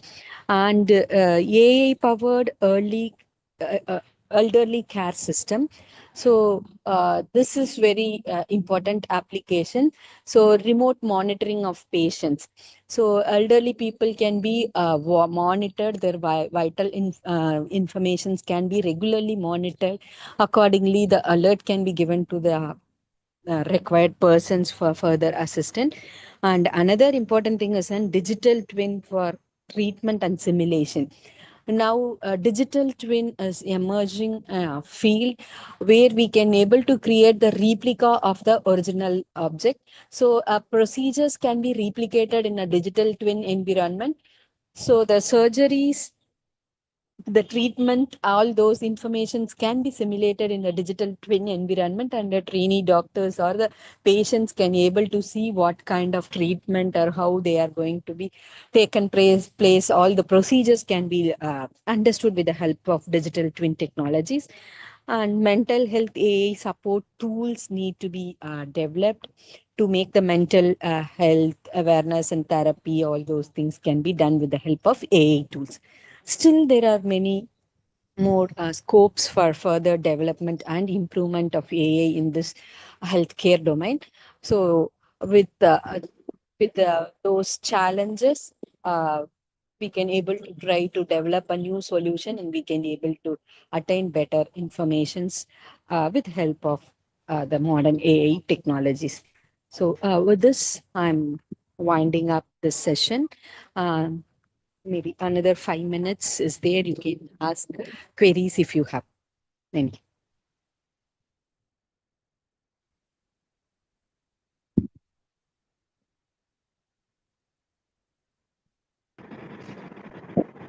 Hello, ma'am. This is Nadia. Hello, ma'am. Is it audible? Thank you, ma'am. Now You're we audible. kindly request all participants to take a few minutes to fill out the feedback form. Your responses and suggestions are valuable to us, and they will help us improve and organize even better programs in future. We would be grateful if you could share your feedback with us at the earliest.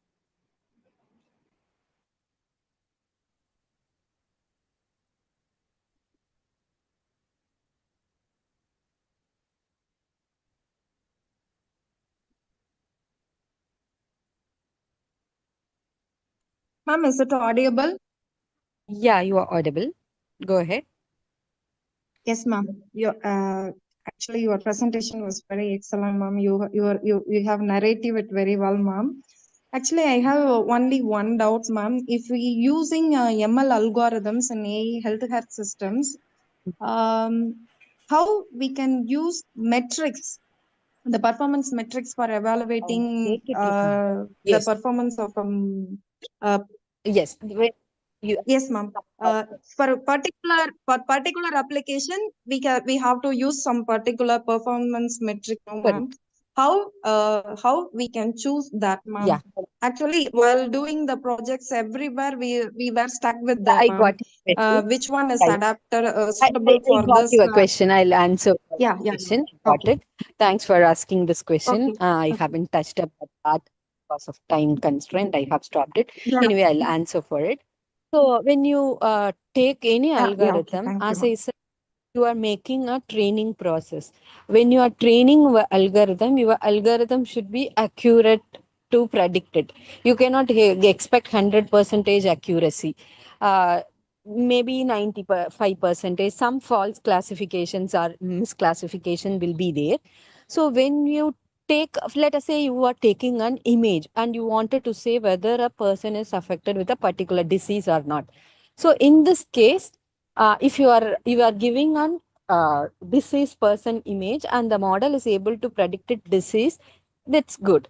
If we are giving a deceased person and if your model is saying it's he is not affected with a particular disease, then your model is not classified properly, it's giving an error.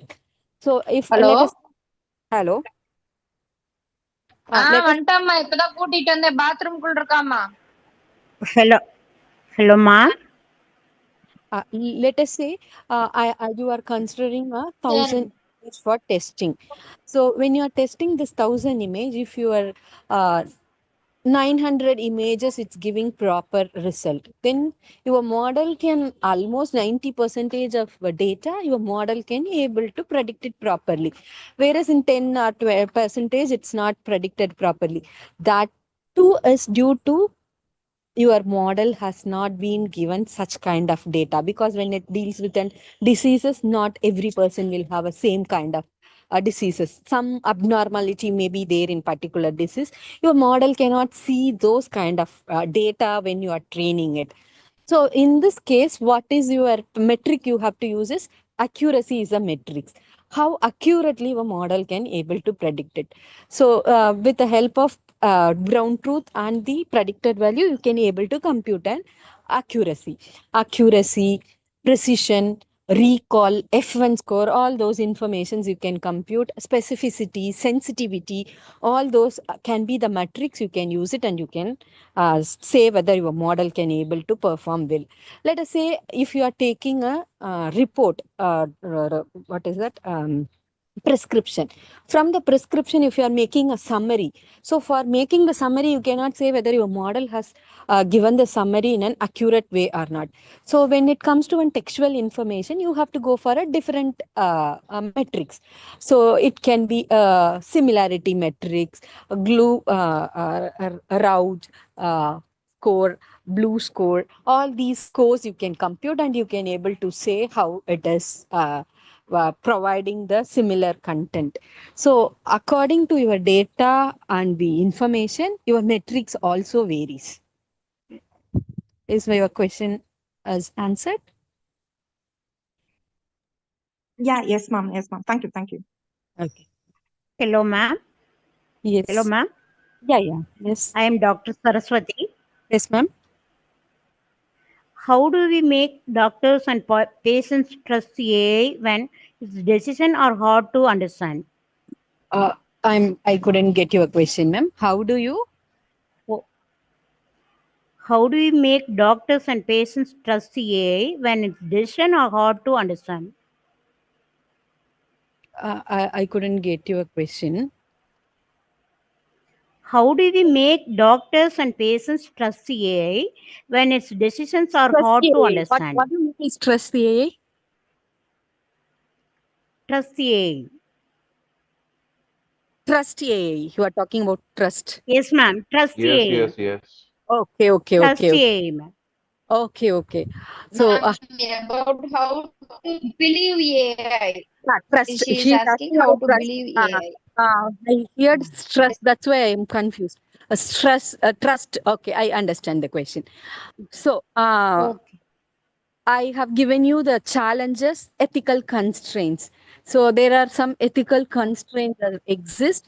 So trust is another factor that need to be included on it. So you cannot trust AI as such, and you can say this model will be performing well and you can use it. So everywhere, some regulations with respect to medical, there are some regulations and standards are available. According to those regulatory and the standard, you have to test, and then only it can be useful. You can trust your model because you are dealing with a human life. You cannot simply say running a model and if it's giving a good value and you cannot say it. It needs to be matched with the regulatories and the standards which is available with the medical council. Got it? Yes, Hello. ma'am. I got it, ma'am. Yes, ma'am. I got it, ma'am. Okay. Thank you, ma'am. Thank you.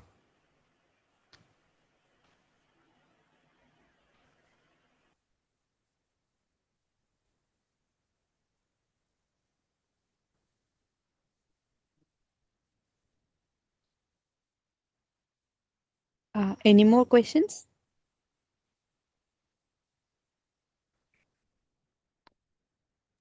Hello, ma'am. Hello, sir. Yeah, ma'am, if you are developing a deep learning based model for disease prediction, Okay. suppose I am using X-ray images only for while training, Mm. and I developed a model. And if I want to add other modalities like MRI or CT images to this model, so Okay. is just adding that data set to the model is enough for and training is enough, or is there anything specific that we have to do else? I mean, in coding part? Simply adding a data will not solve your problem. So, what if you are taking data from one person? So all other data, all other modality what you are taking should be from a same person at the same time. Because once you have collected one data, if you are taking a data after some time, maybe after a year, there might be a increase or there might be a change in the disease category or the level. So you should consider using the all the modality to be taken at the same time, and you can use the modalities whatever you wanted. But simply if you are making a model, let us say CNN model you are using for disease classification with X-ray, if you are adding two more modalities, X-ray, MRI or CT scans, if you are adding, you cannot guarantee that your model will perform same way as it has been performed with the X-ray alone. So because some more information you are providing to your model, maybe it requires kind of fine tuning all other things. So you have to validate your model once your algorithm is ready, and finally you can say your model is better by using these three modalities. Sometimes two modalities alone is sufficient. Sometimes it requires third modality. It depends on the disease category what you are going to consider. Ma'am, suppose these image modalities, so is there open data sets available, right? Yeah, Images. yeah, open data sets are So available. That's why I Yeah, told. so do we get the same person's X-ray, CT, and Not MRI? possible. Is That it is the thing I available? told you. It's not possible to get a same person these information. Real world only you have to collect it. You have to contact some hospitals, and from those doctors you have to collect those data. Different modalities are available. Uh, Maybe for different person it is available, not for a single person. Okay, thank you. Thank you.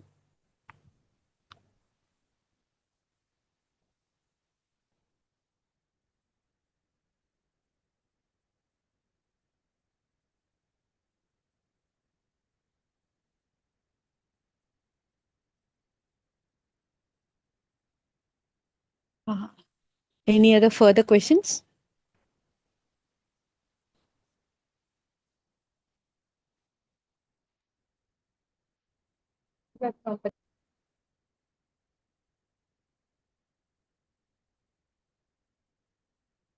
Hello. If there are no questions, ma'am, shall we wind up the session? Yeah, ma'am. Yeah, ma'am. Yes, ma'am. Okay, ma'am. Thank you very much. Thank you, organizer, for giving me the opportunity to deliver this workshop. I'm so happy to deliver the content here. I feel the content, whatever delivered to you, will be useful for your further research. Thank you, organizers, for inviting me, and all the participants for your valuable questions. Thank you. Thank you. Thank you, ma'am. It is indeed a great honor and privilege for me to express my heartfelt thanks on behalf of Mahindra College of Engineering to our esteemed resource person, Dr. T. Sridevi, ma'am, for gracing us with your presence today. Ma'am, your inspiring words have not only added immense value to this event, but also left a lasting impression on all of us gathered here.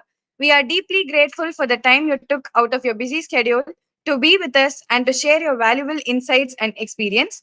Your presence here has truly elevated this occasion, and your words has enlightened, encouraged, and motivated us. We thank you for your graciousness, your wisdom, and your support. Thank you all.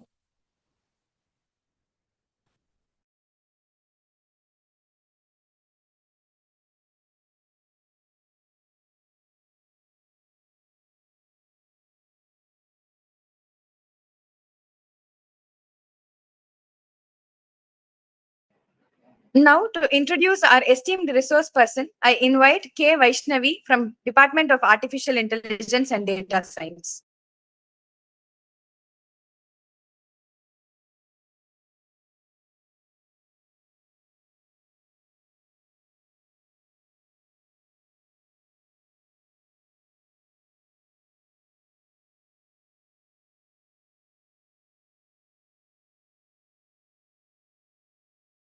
A key contributor to India's AI education movement, Mr. Dhruba Jyoti Datta.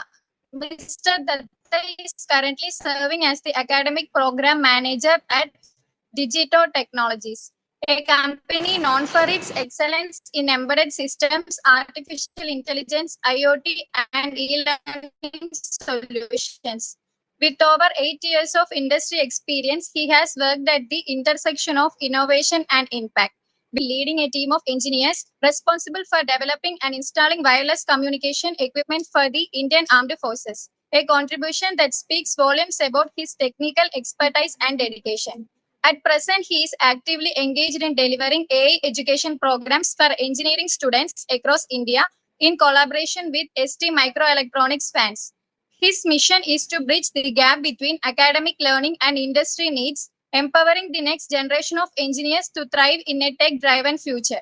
Digito Technologies, under his leadership, has grown to become a trusted name, partnered with top global players like ST Microelectronics France, NI India, Industrial Sheets Spain, Digitline Taiwan, and Vedya Technologies India, delivering cutting-edge solutions in embedded applications, edge AI, data sensing, and industrial IoT. Today, we are privileged to have him here, not just as a speaker, but as a mentor and motivator for all aspiring technocrats in this room. Let's extend a warm and heartfelt welcome to our chief guest, Mr. Dhruva Jyoti Datta.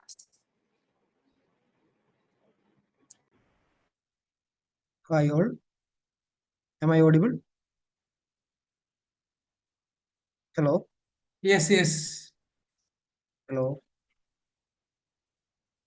Okay, let me share my slides actually. Just a minute. Yes, sir, audible. Is my screen visible?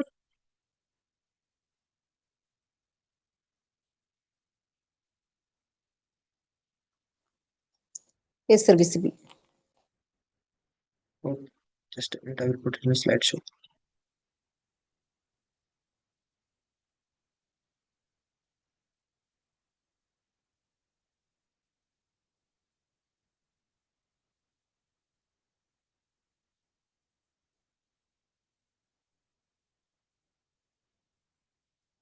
So good evening, everyone. My audio and screen is visible, right? Perfectly. Good evening, sir. Yes, ma'am. So my name is Prajwal. Actually, Dhruva Jyoti Datta is not well actually due to some medical emergency. He is being hospitalized. So I will be handling this session. Sorry for the inconvenience caused. Okay. So I'm delighted to welcome you all to this faculty development program on AI in medical imaging and diagnostics. So I am representing digital technologies where we work closely with leading OEMs like ST Microelectronics, Crobot, Mantiswave, Digiland, and Imona to bring AI and embedded system innovations into real-world applications. We are also authorized system integrator of NI. Today's session, we will be focusing on how artificial intelligence is transforming the medical image domain and how embedded hardware such as STM32H7 or N6 series boards and FPGAs are making AI-powered healthcare a reality at the edge. Nowadays, healthcare is at the tipping point, rising patient demand, limited medical professionals, and the urgent need for faster and reliable diagnosis. So here in this slide, we will be knowing how this seminar will be going on. So by end of the session, you will be able to understand the current state of AI in medical imaging and its applications and explore global adoption trends and growth statistics, learn the technical underpinnings like CNN, segmentation models like UNet and workflow pipelines, then analyze like case studies like pneumonia detections and brain tumor segmentations. And also we will discuss the role of embedded AI hardwares like STM32 FPGA boards in deploying these solutions in real-world healthcare. And also we will reflect on future opportunities where academic research can contribute. Then in the next slide, today, as you all know, healthcare today is facing three important issues like rising demand and shortage of experts, then errors in diagnosis. So in rising demand, the global population is aging. By 2050, the number of people over 60 will be doubled and leading to more cases of chronic diseases that require imaging. And also shortage of experts. According to WHO, the World Health Organizations, there is a shortage of nearly 3.6 million healthcare professionals worldwide, including radiologists. In India, we have only one radiologist for every 1 lakh people compared to US. US it's like 1 is to 10,000. The ratio is different. And also the third thing, the errors in diagnosis. Study shows that up to 25% of radiology errors are related to missed findings in medical images, especially when doctors are fatigued or in tired phase. AI comes into picture to replace doctors, not fully replace doctors, but act as an assistant by reducing errors, highlighting suspicious regions, and also allowing faster decision making.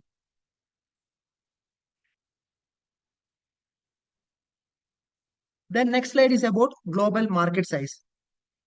The AI in medical imaging market is projected to grow to 7.3 billion USD by 2030 with a compound annual rate of 20%. Why is this surge? You can see in this graph, a surge is there. The first, the increasing need for every early disease detection like cancer, pneumonia, and diabetic complications. Second, the adoption of portable, low-cost diagnostic devices in rural as well as resource-limited settings.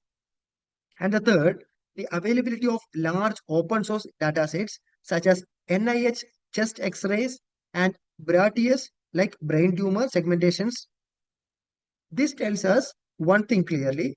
If you are working in AI and embedded systems, healthcare is one of the most impactful domains to focus on. So, in the next slide, it's about barriers to adoption. Of course, there are challenges. Privacy and data security, then it comes to clinical trust and also cost of deployment. In privacy and data security, patient data is sensitive. So regulations like GDPR and HIPAA restrict how data can be used and shared. In clinical trust, doctors may be hesitant to rely on AI unless the results are transparent and explainable. Then in cost of deployment, high-ended GPUs are expensive. Then making hospital scale AI development is difficult. Then also in regulatory approvals, will getting like a FDA or CE approval from AI devices is time consuming. This is where 8GI comes in picture with STM32N6 boards as well as FPGA boards, where we can deploy lightweight validated AI models directly on medical devices, which ensuring privacy as well as reducing cost.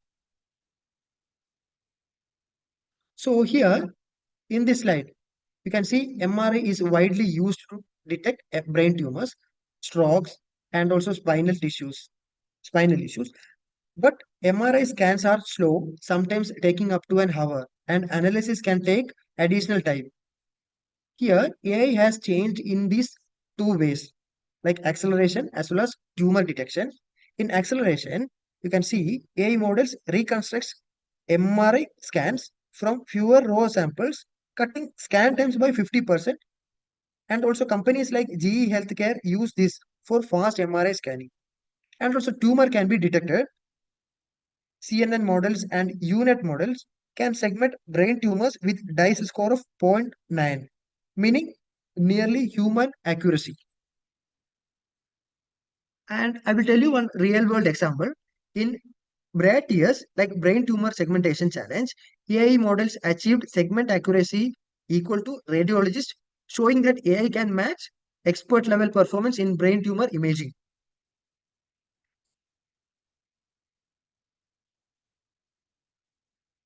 Here you can see the animated slide.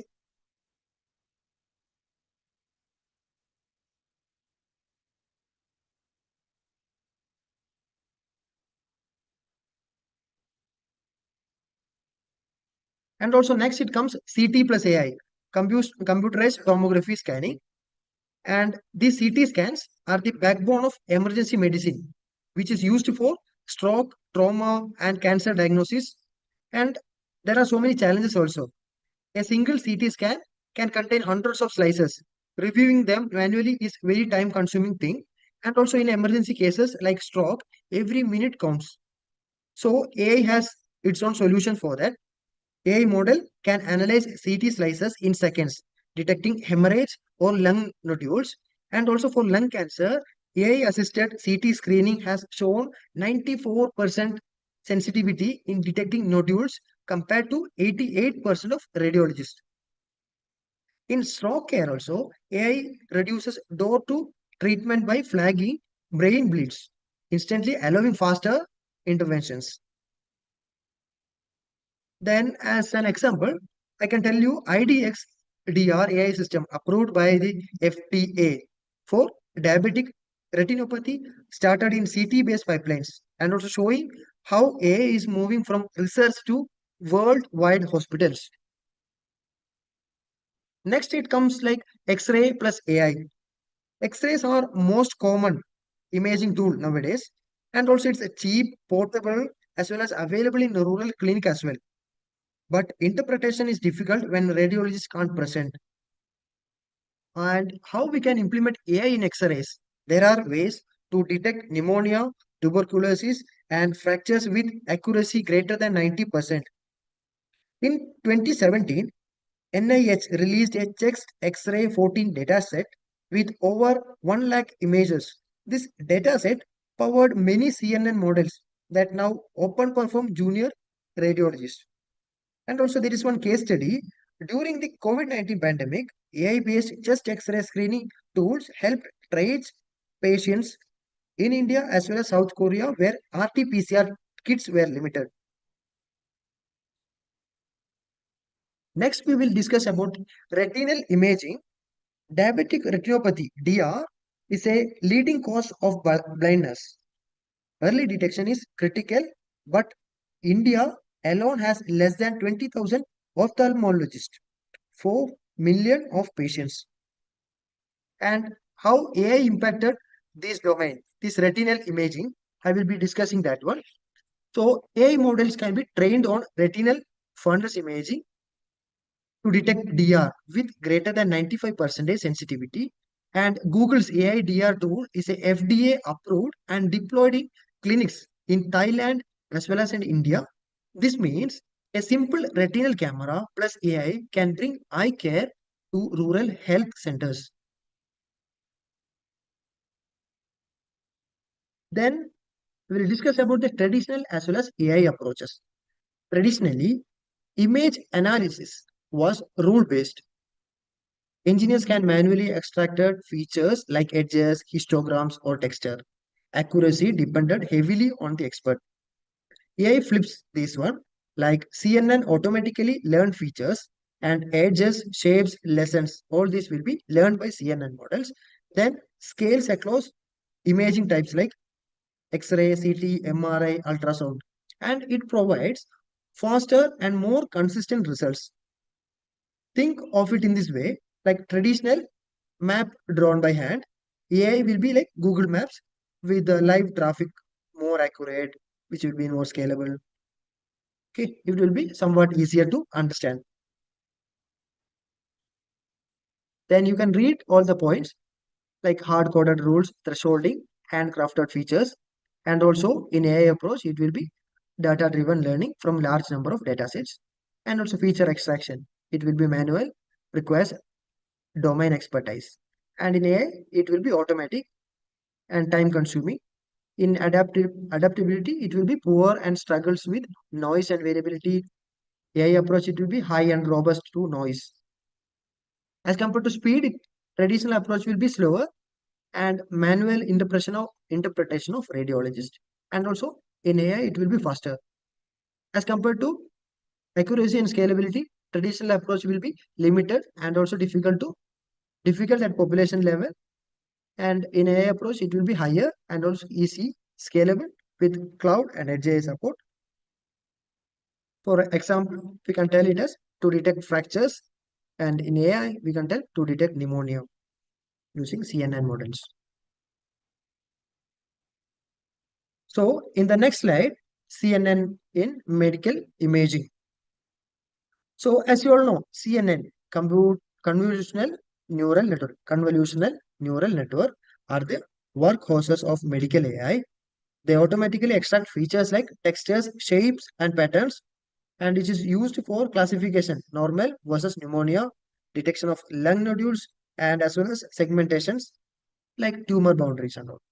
Then the popular CNN architectures are ResNet, VGG, and like Inception also.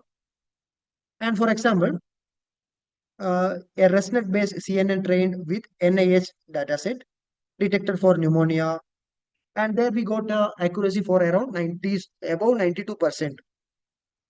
And CNN pipeline diagram also, we can see here, it's you can see input here, input, and convolution will be done here, and pooling also will be there.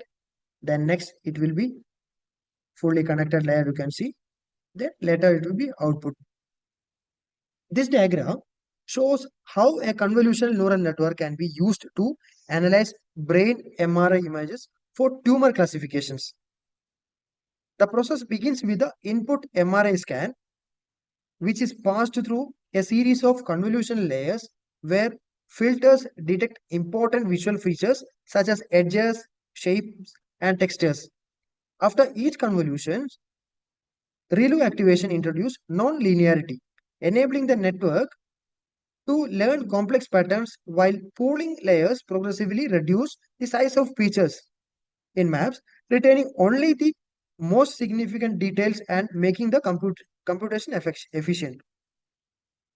This feature maps which how capture both low and high level characteristics of brain image and then flattened into one-dimensional vector fed into fully connected layers. At this stage, the network combines and interprets the extracted features to recognize whether the detected patterns are consistent with a tumor or not. Finally, the output layer with a softmax activation function provides a probability score for each class, class 0 and class 1. Class 0 is called as benign layer and class 1 is called as tumors, with the higher probability determining the prediction. In practice, such CNN architectures can achieve high accuracy. High accuracy means above 90 to 95% in tumor detection and significantly assist radiologists by providing faster and more consistent diagnosis. We'll move on to the next slide. The next slide, you can see the segmentation models like unit as well as segmentations. So, as you all know, segmentation is critical in medical imaging where doctors need to extract tumor boundaries for surgery planning. So, unit, you can see here, unit architecture. Unit is a convolutional neural network architecture, is a CNN architecture itself, specifically designed for image segmentations, especially in biomedical engineering like MRI, CT, X-ray, microscopy, retinal scans, etc. It is called as unit because of its U-shaped structure. And in unit, you can see encoders will be there, bottleneck will be there, decoder as well as skip connections are also there. In encoders are basically called as contracting path like that. So which extract features by repeatedly applying convolutions plus pooling will be there, capturing the what in the image. Like I said previously, they will be continuously capturing the edges and all these things will be captured continuously and later will be analyzed properly. Then it comes to bottleneck. Bottleneck means the deepest part where high level features are learned. Then the third part will be the decoder path, which is also called as expanding path. Upsampling plus deconvolution layers reconstruct the image while localizing features, which giving pixel-wise classification. Then the later one, the last one, it's called as skip connections. Here it's mentioned as output, and you can also name it as skip connections directly, which pass through features from encoder layers to decoder layers, which preserving fine details like tumor and boundaries. So next, the segmentation mask, where each pixel is classified as belonging to particular class. That comes in output stage, the last and final thing. The decoder layer into classes like tumors versus normal tissue. So unit is widely used in medical imaging because it works well with limited data, achieves high segmentation accuracy, and preserves small details critical in diagnosis. And there are some impact for this. So impact in the sense DICE score up to 0.1 in brain tumor and lung segmentation also, which reduces manual effort from hours to minutes. So that's the advantage of segmentation as well as unit architectures. Then this unit takes medical images, learns features via convolutions, and also produces a pixel by pixel segmented image where input data plus labels are used to build a trained segmentations model that output segmented medical images. Okay, so we'll move on to the next slide. So next slide, is about the workflow.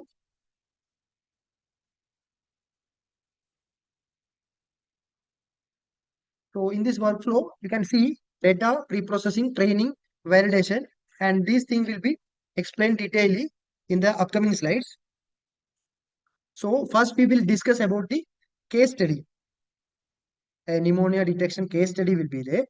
So you can see our first use cases, that pneumonia detection using chest X-rays.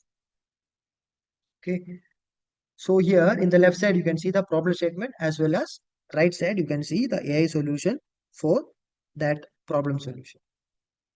So in the problem wise, you can see pneumonia is one of the leading cause of death worldwide, and especially in children and elderly patients. Diagnosis usually requires an expert radiologist to carefully examine chest X-rays for lung opacity or infection patterns. Usually in rural areas or overcrowded hospitals, radiologists are often overburdened and misdiagnosis rates are high. So there AI comes into picture. So how AI comes into picture is that, especially artificial intelligence means, usually you will tell CNN, convolutional neural network, can analyze just X-rays and automatically learn features like lung opacity and textures and irregularities that indicate pneumonia. Okay, so AI model trained on large data sets like NIH chest X-ray 14 have achieved 92% accuracy in detecting pneumonia, sometimes outperforming junior radiologists. Okay, so these AI models provide heat maps that highlight infected lung regions, assessing doctors in faster, and as well as it will be more reliable for diagnosis. So here AI acts as a decision support tool, which will enhance the doctor's work. Okay, then reducing diagnosis error and speeding up treatment. So we'll move on to the next case study. So here in the next case study is about brain tumor segmentations. In brain tumors, you can see it's one of the biggest challenge which is facing worldwide. So brain tumors are extremely challenging to detect and analyze. Radiologists manually outline tumor boundaries on MRI scans and process that can take up to 2 to 3 hours per patient. This manual process is time consuming and prone to variability between doctors. Accurate segmentation is essential for planning surgery or radiotherapy.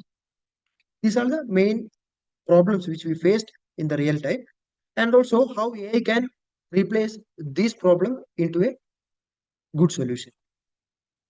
So here AI models like UNet, as I discussed before, UNet are used for image segmentations, and UNet processes MRI scans pixel by pixel, identifying and outlining tumor boundaries with high precision. It combines low-level features. Excuse me.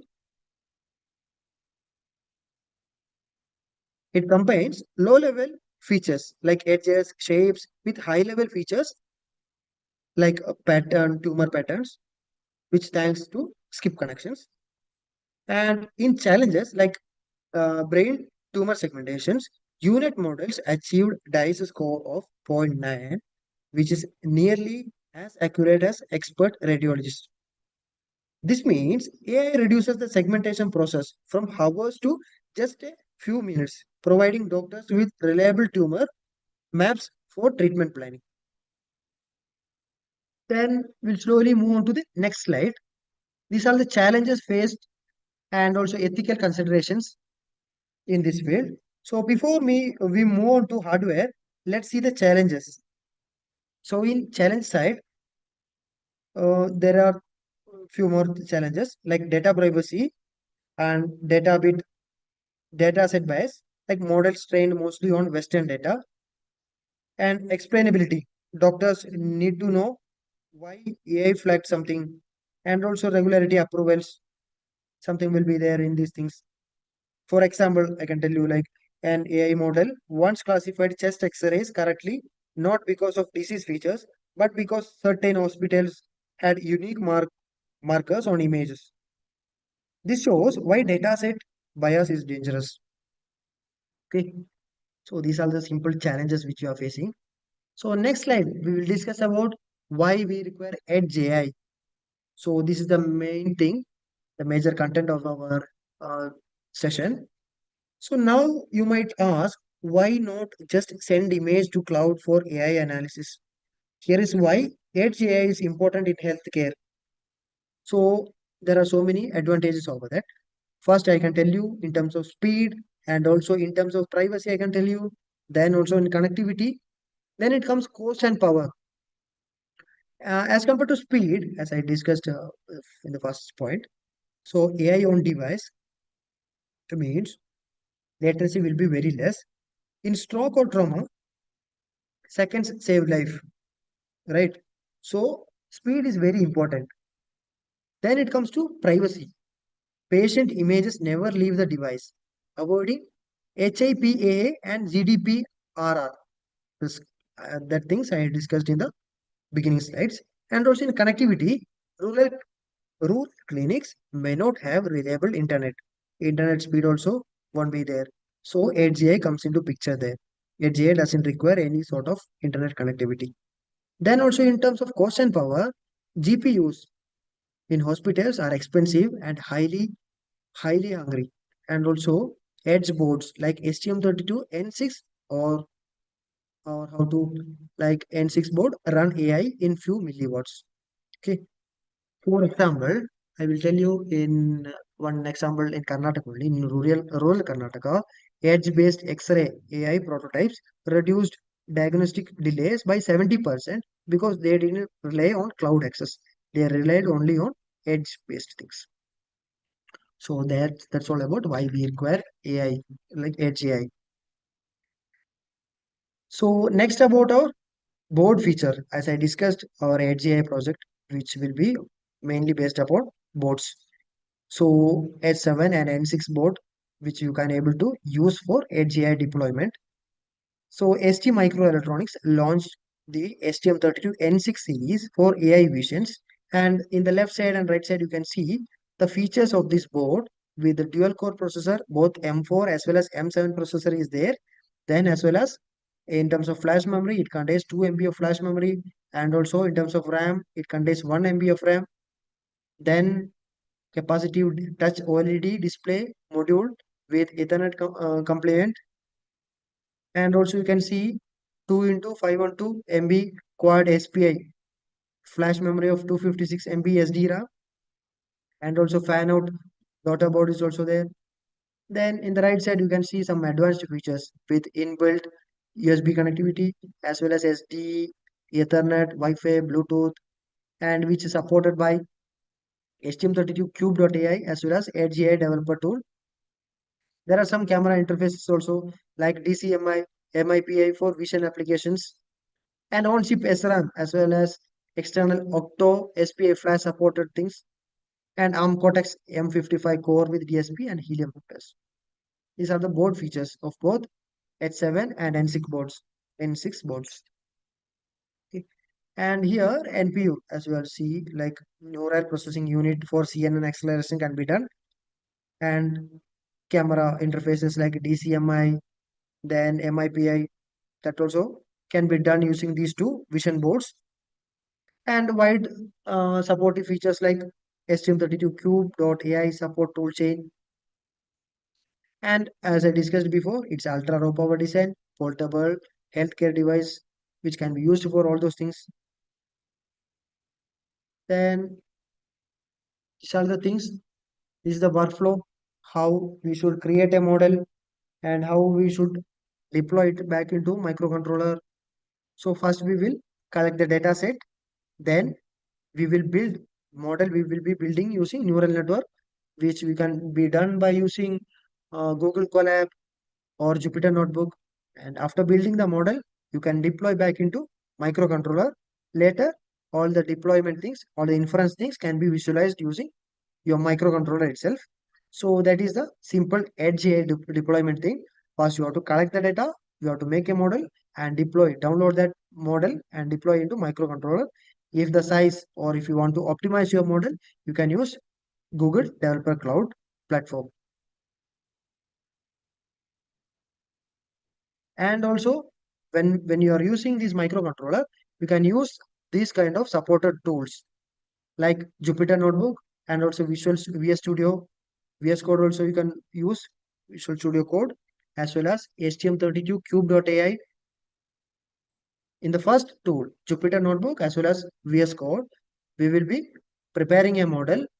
Then we're making it into lightweight and customizable model.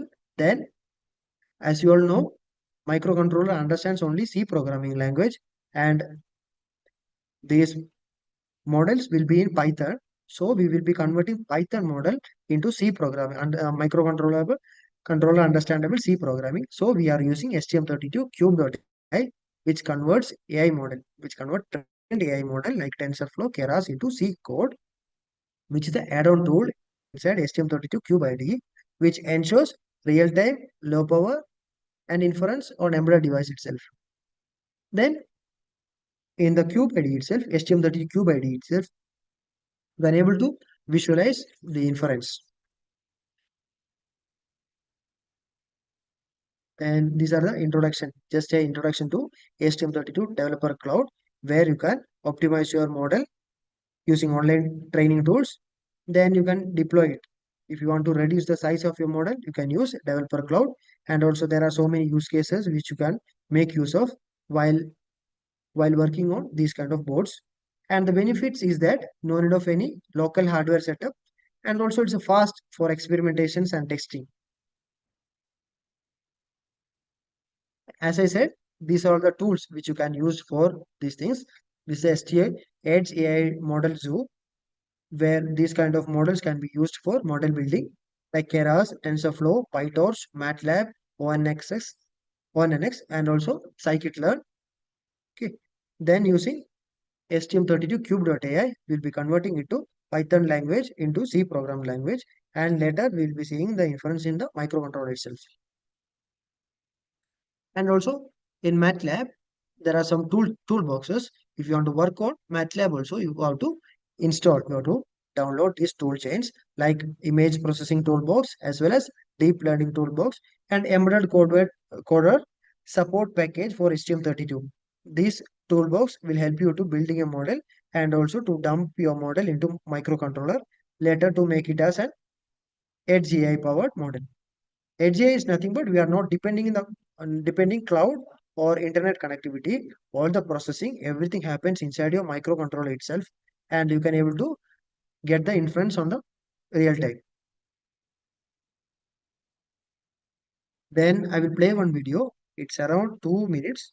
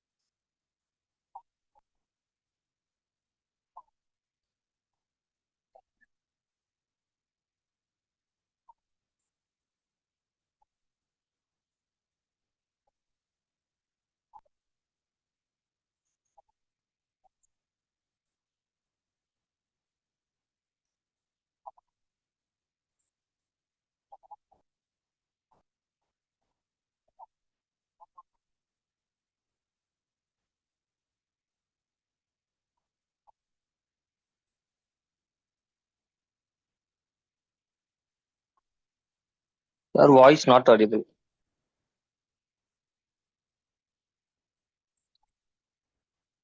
Okay, checking them.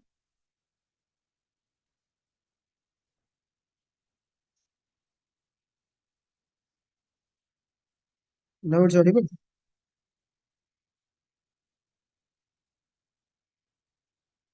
I have increased the audio. Now it's audible. We play it again. Yes, sir, audible.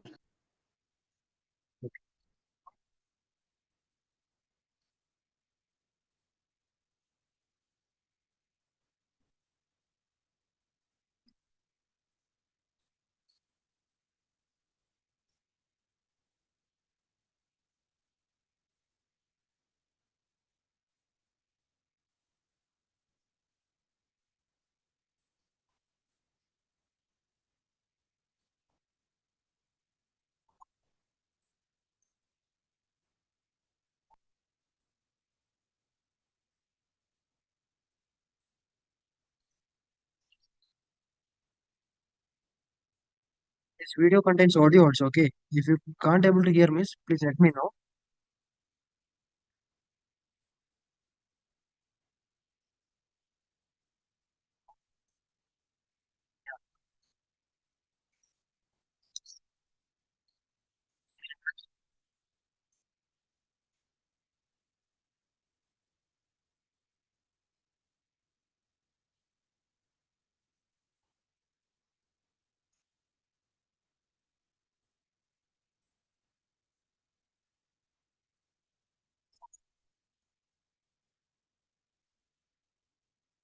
Basically, this shows how you can process the images. That's it.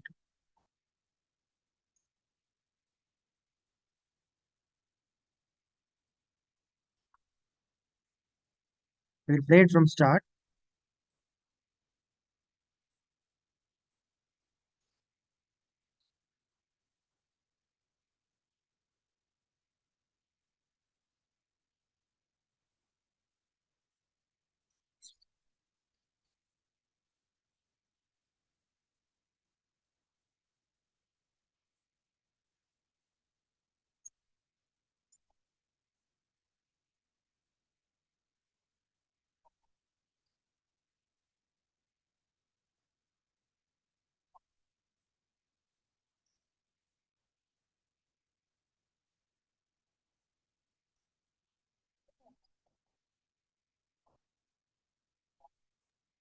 Sir, not Excuse me, audible. sir, your voice is not audible. Madam, this video contains audio also. So that's why I kept my audio shut. You can't able to hear. Okay.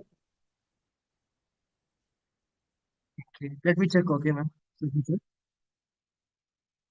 Just a minute.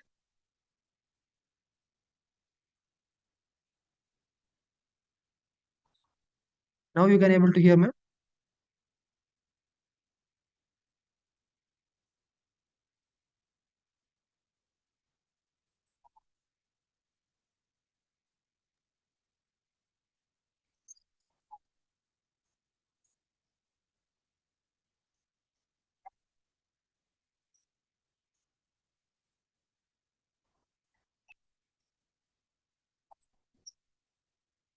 Basically, this video shows how you can process the image in different ways.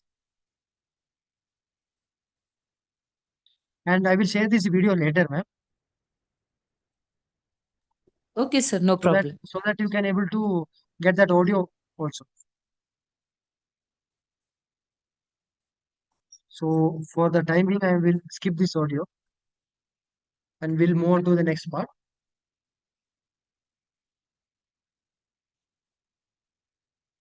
So here in this next slide, previously I discussed about the H7 and N6 boards, and here I will discuss about the role of FPGA. FPGA boards can also be used for this vision AI things. While STM32 handles Edge ML machine learning as well as FPGA are used in high throughput and parallelisms are needed.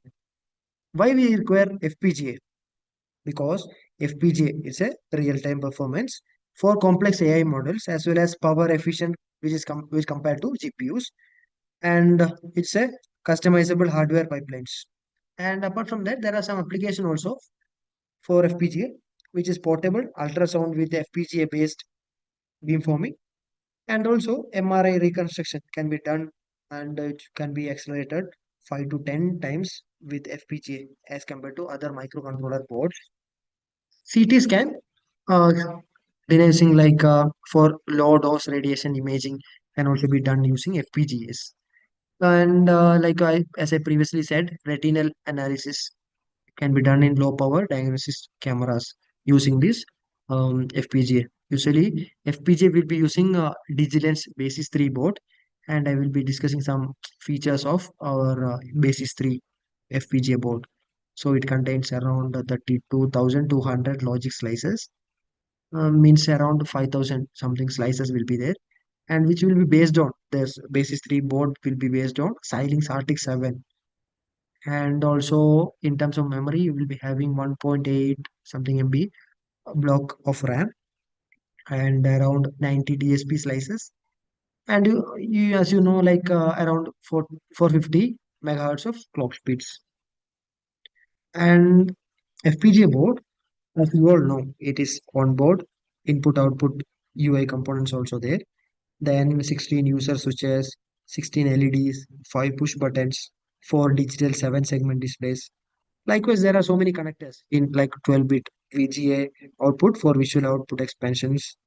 And camera also can be interfaced using FPGA boards, USB UART bridge, and USB HID host, serial flash for configuration storage, and something like JTAG port for easy FPGA programming. And this board, Nexus as well as Basis board, can be programmed using Xilinx Vivado tool. That comes under this FPGA. So, for example, like FPGA boards being used by Philips, one company is there, which Philips integrates FPGA in portable ultrasound devices to give radiology grade imaging in rural areas. There are companies which are using FPGA boards for image processing in biomedical field. And these are the role of FPGA in things. Next, about future trends in medical AI. So where is this going?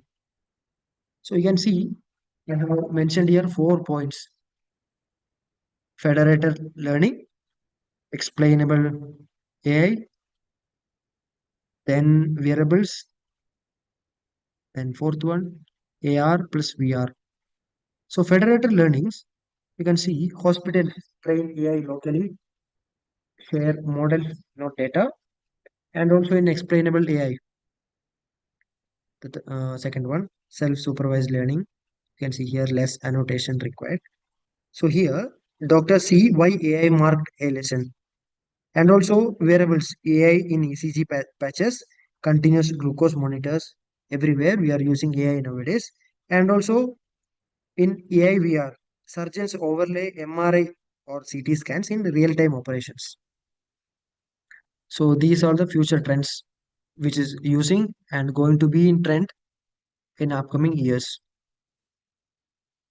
So these are the simple summary. In this slide, we will be discussing a crisp overview of our session.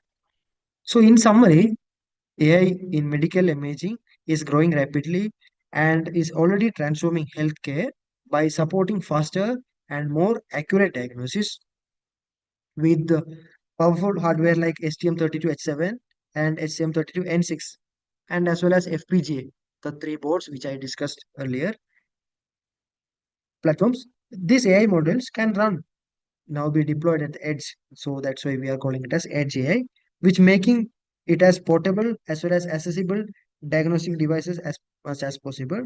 And at the same time, we must be mindful of ethical challenges like data privacy, regulations to ensure safe adoptions. Ultimately, AI is not here to replace doctors, but to augment their abilities, working them faster, helping them in working more faster, making better decisions, and reach more patients. So these are the things which I thought to discuss with you in this short uh, session. So if you have any doubts, you can drop it in your chat box.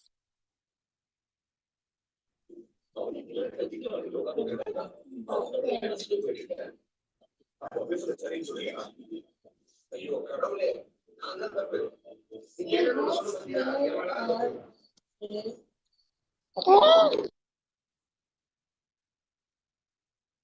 you have any doubt means you can drop it in chat box.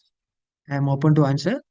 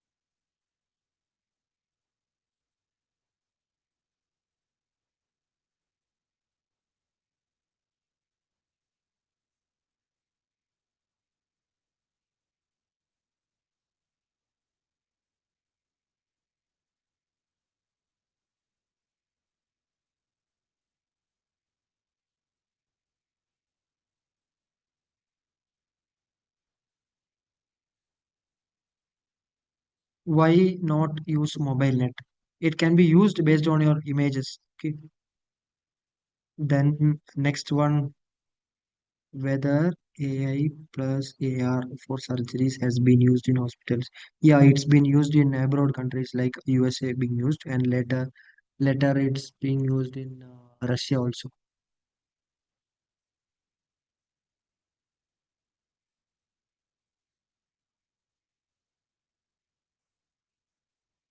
Nowadays, AI plus AR being implemented, trying to implement in India as well.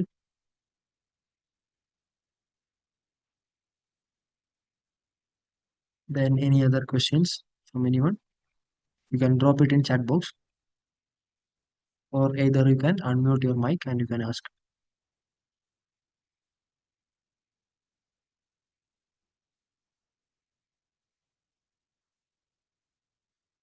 I will be waiting for 3 more minutes. If you have any doubt, you can ask.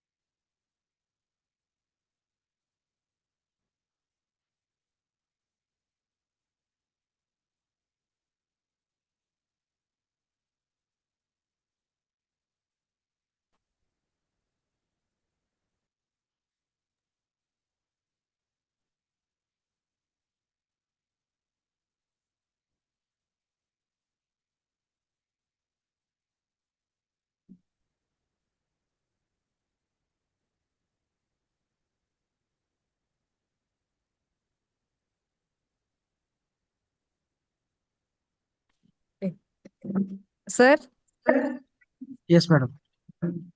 shall I ask one doubt? Yes, ma'am, you can ask.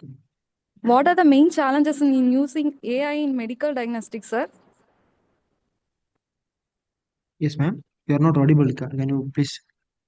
Tell again. Hello? Hello?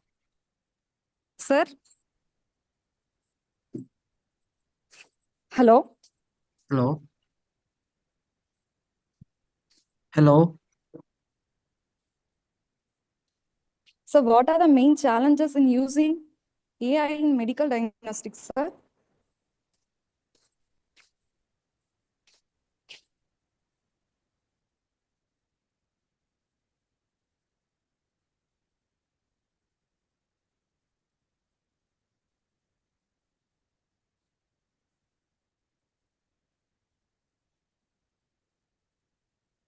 Hello? Am I audible?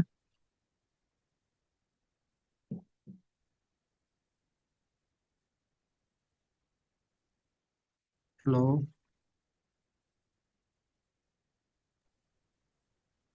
Yes, sir, you Hello? are audible, sir. Yes, Yes, sir, yes. you are audible, sir. Challenges means I think you can tell in terms of accuracy and also in terms of reliability. Those are the challenges mainly. I think I have discussed challenges like accuracy, reliability. Sometimes like complexity of disease, that and all matters.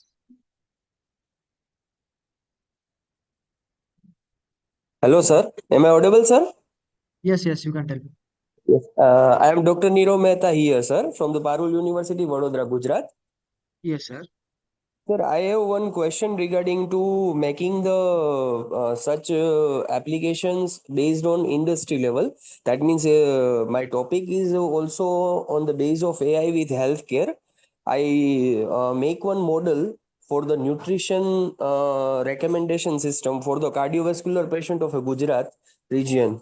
So in Okay. that, I will also apply the different 10 different algorithms of AI and machine learning, and on the basis of that, I will get the accuracy of above 90% for recommending a such food to the particular cardiovascular patient. Okay. So now my question is regarding that how I can able to make that useful for the patients, how I can make that useful to the doctors, and what are the basic ways so that we can able to move to the industry level. This application has also been considered under the scholarship of SSIP, and I also got the patent for these particular model from the scholarship also.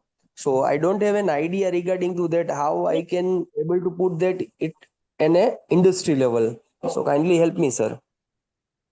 Okay. So right now you are working on that project or you're No, it is already completed in my PhD, sir. okay. You can make it like a kind of wearable device. Okay. I make one website for that particular thing, and using that website, I will give the recommendation to the particular patient, sir.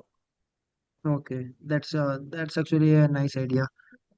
Hmm. And industry level, I think well, you can monitor the parameters for the disease Okay. for pneumonia and all. You can get the parameters like breathing issues, all those things. You can connect it to with the cloud and all. So anyhow, you Okay. said like you are planning to make one website, right? So you can display all the parameters there, Okay. like Okay, pulse, sir. oxygen levels, everything. You can make it so that it will be like user friendly and also it will be understandable for layman's. Yes. Yes. Thank you, sir. Thank you so much, sir. Okay, okay.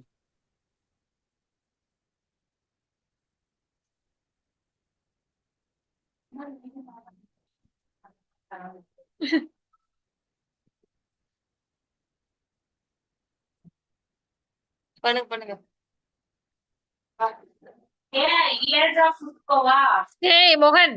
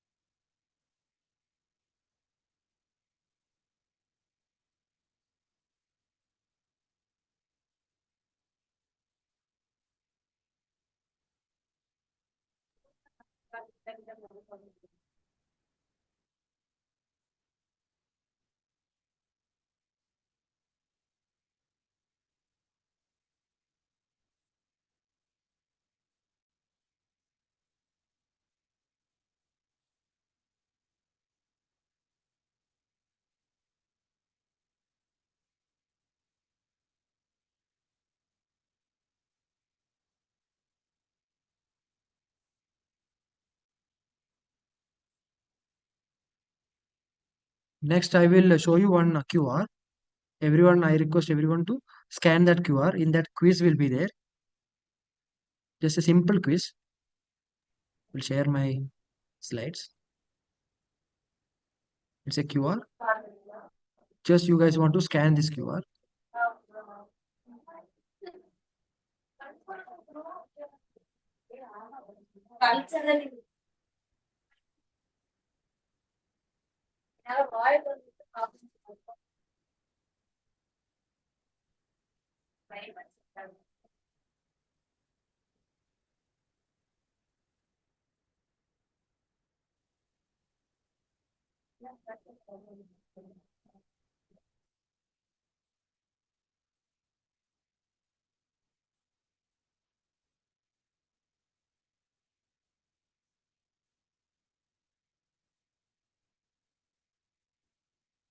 It's just a polling.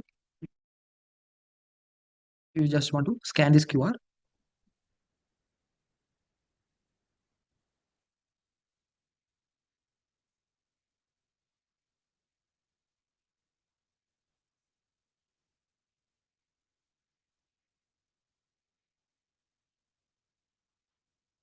It will be like spot the disease and all. It will show these things.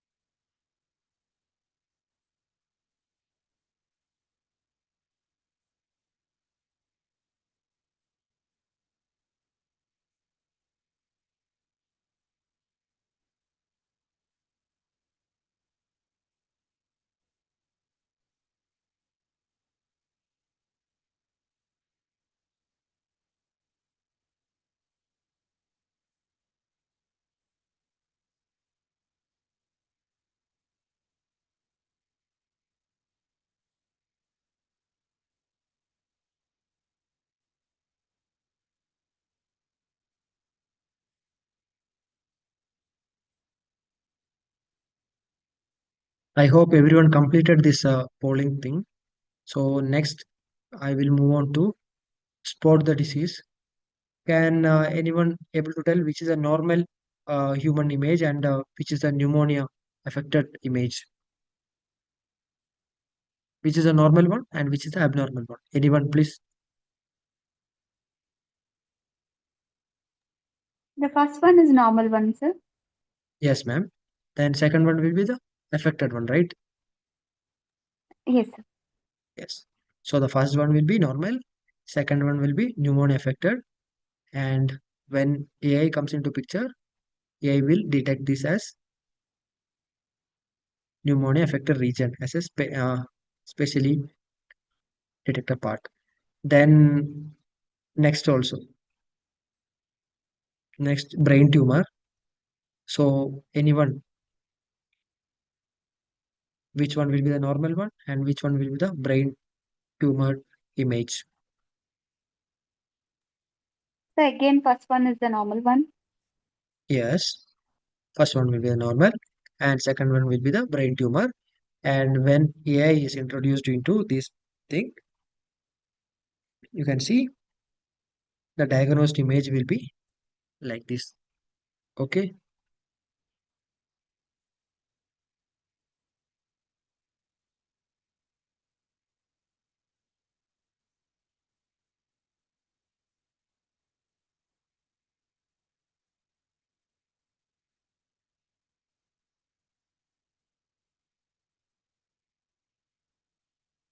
So if you need any help from our side, you can directly contact to our company, Digital Technologies, which is located in Bangalore, and also all the mail IDs as well as phone number is listed here.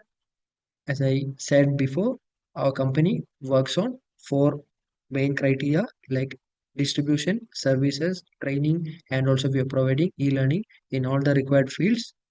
So if you want any sort of training, webinars, faculty development program sessions, we are ready to help you. And also in this uh, integration of AI or microcontroller in any vision applications, we are here to help you.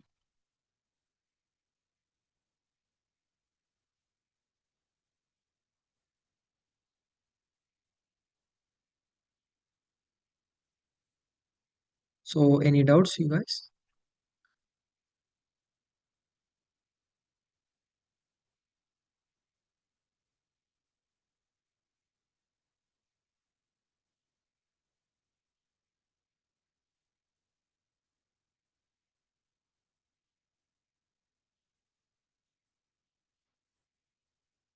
I hope I have conveyed a little information about AI, how to integrate into microcontroller and how to make it as an edge applications. So if you guys have any doubt, you can ask, or else we will wind up for now.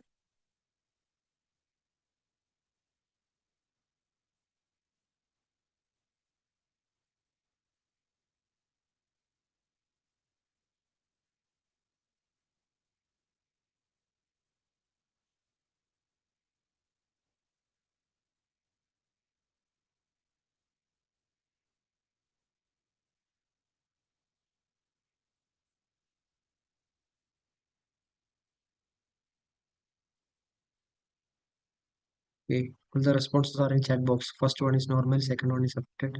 Okay, okay. Thank you. Thank you all. Sir, I have one doubt, sir. Yes, madam. Why is the AGA important, especially in rural healthcare, sir? Means AGI means we are not depending on cloud map. We are not depending on any sort of internet things. All the things, processing, pre-processing, everything happen inside microcontroller. So we are not depending on anything. That's why it's more powerful and high latency is very less. It's more powerful. It's very fast. So we are depending on AGI. In rural areas and all, this internet will be very slow. So their AGI applications will be more effective. And also expert doctors are not available in rural areas. So that time you can use AGI applications with AI powered. Thank you, sir. Okay.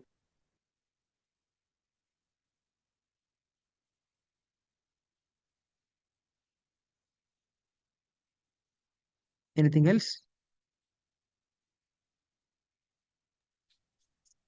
Sir, I have a doubt, sir. Yes, ma'am. How does AI help improve medical imaging like MRI or CT scans?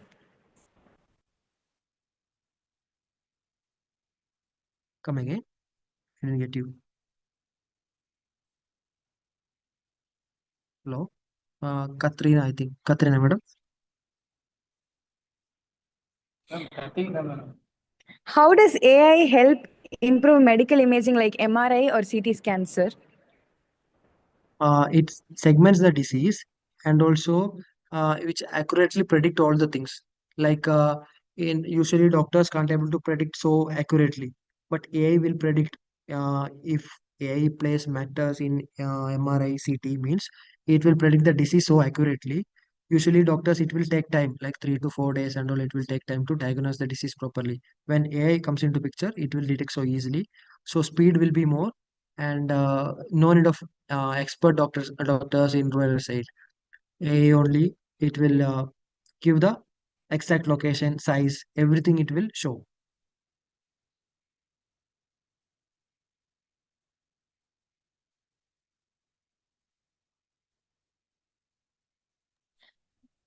Thank you, sir.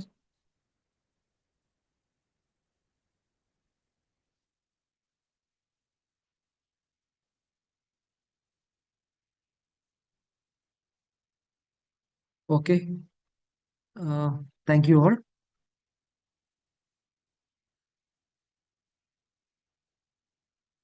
So let's wind up, I think.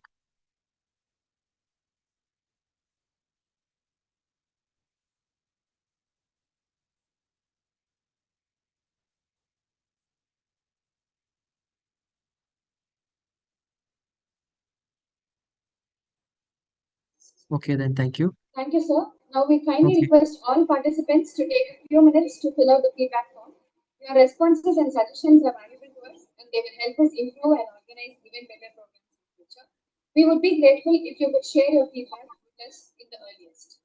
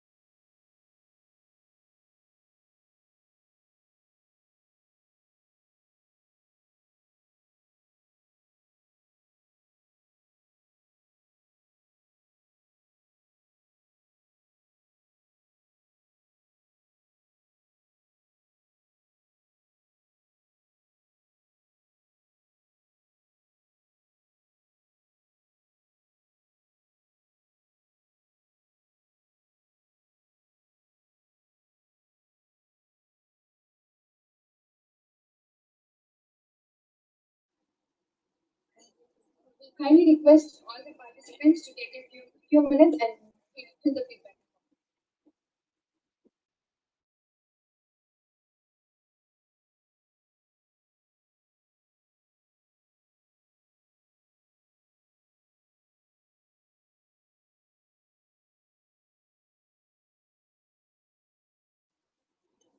Please do check the inbox. The feedback form is already shared. Kindly fill your suggestions.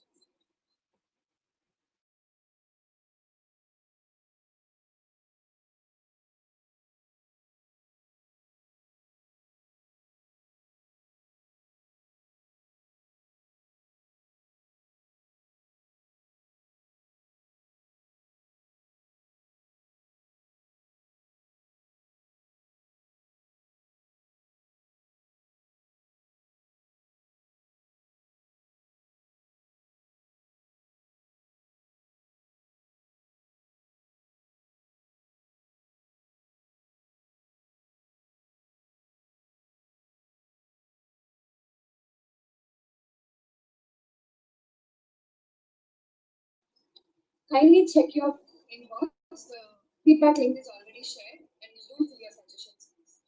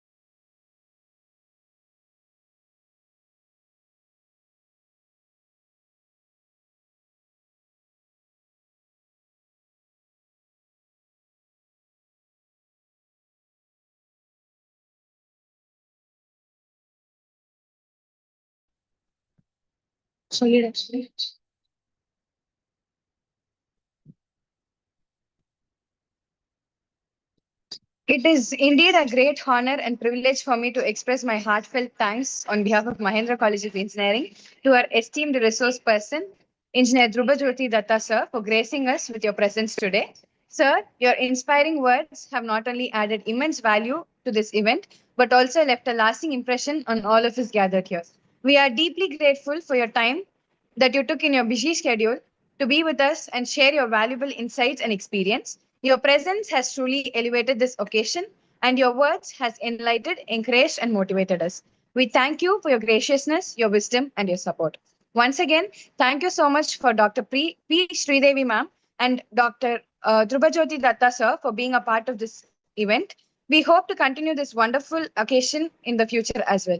On behalf of Department of Artificial Intelligence and Data Science, Mahendra College of Engineering, Minampally, Salem, I sincerely extend my gratitude to AICTE and Learning Atal Academy 6-day online faculty development on cultivating innovation AI in healthcare for sponsoring and organizing this program.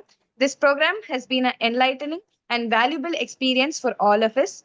I wish to place an record on your heartfelt thanks to distinguished resource person who has shared their knowledge and insights with us and all the participants for their active involvement which made this program more engaging and meaningful. It is an immense gratitude that I stand before you today to express my heartfelt thanks on behalf of Artificial and Intelligence Department. I take this opportunity to extend our sincere appreciation to AICTE Training and Learning Atal Academy for this generous sponsorship and support in organizing 6-day faculty development program.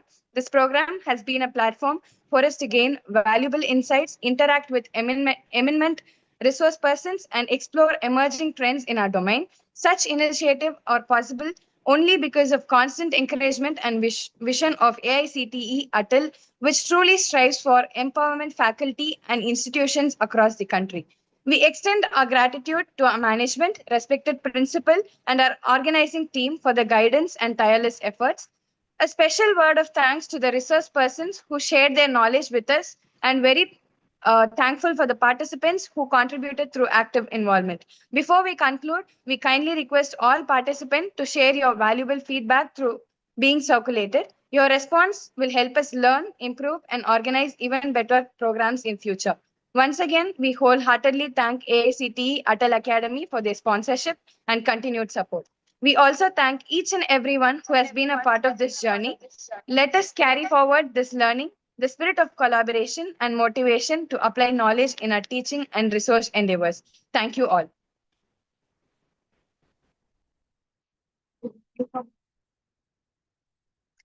We will kindly meet on tomorrow's session around 6 o'clock in the evening.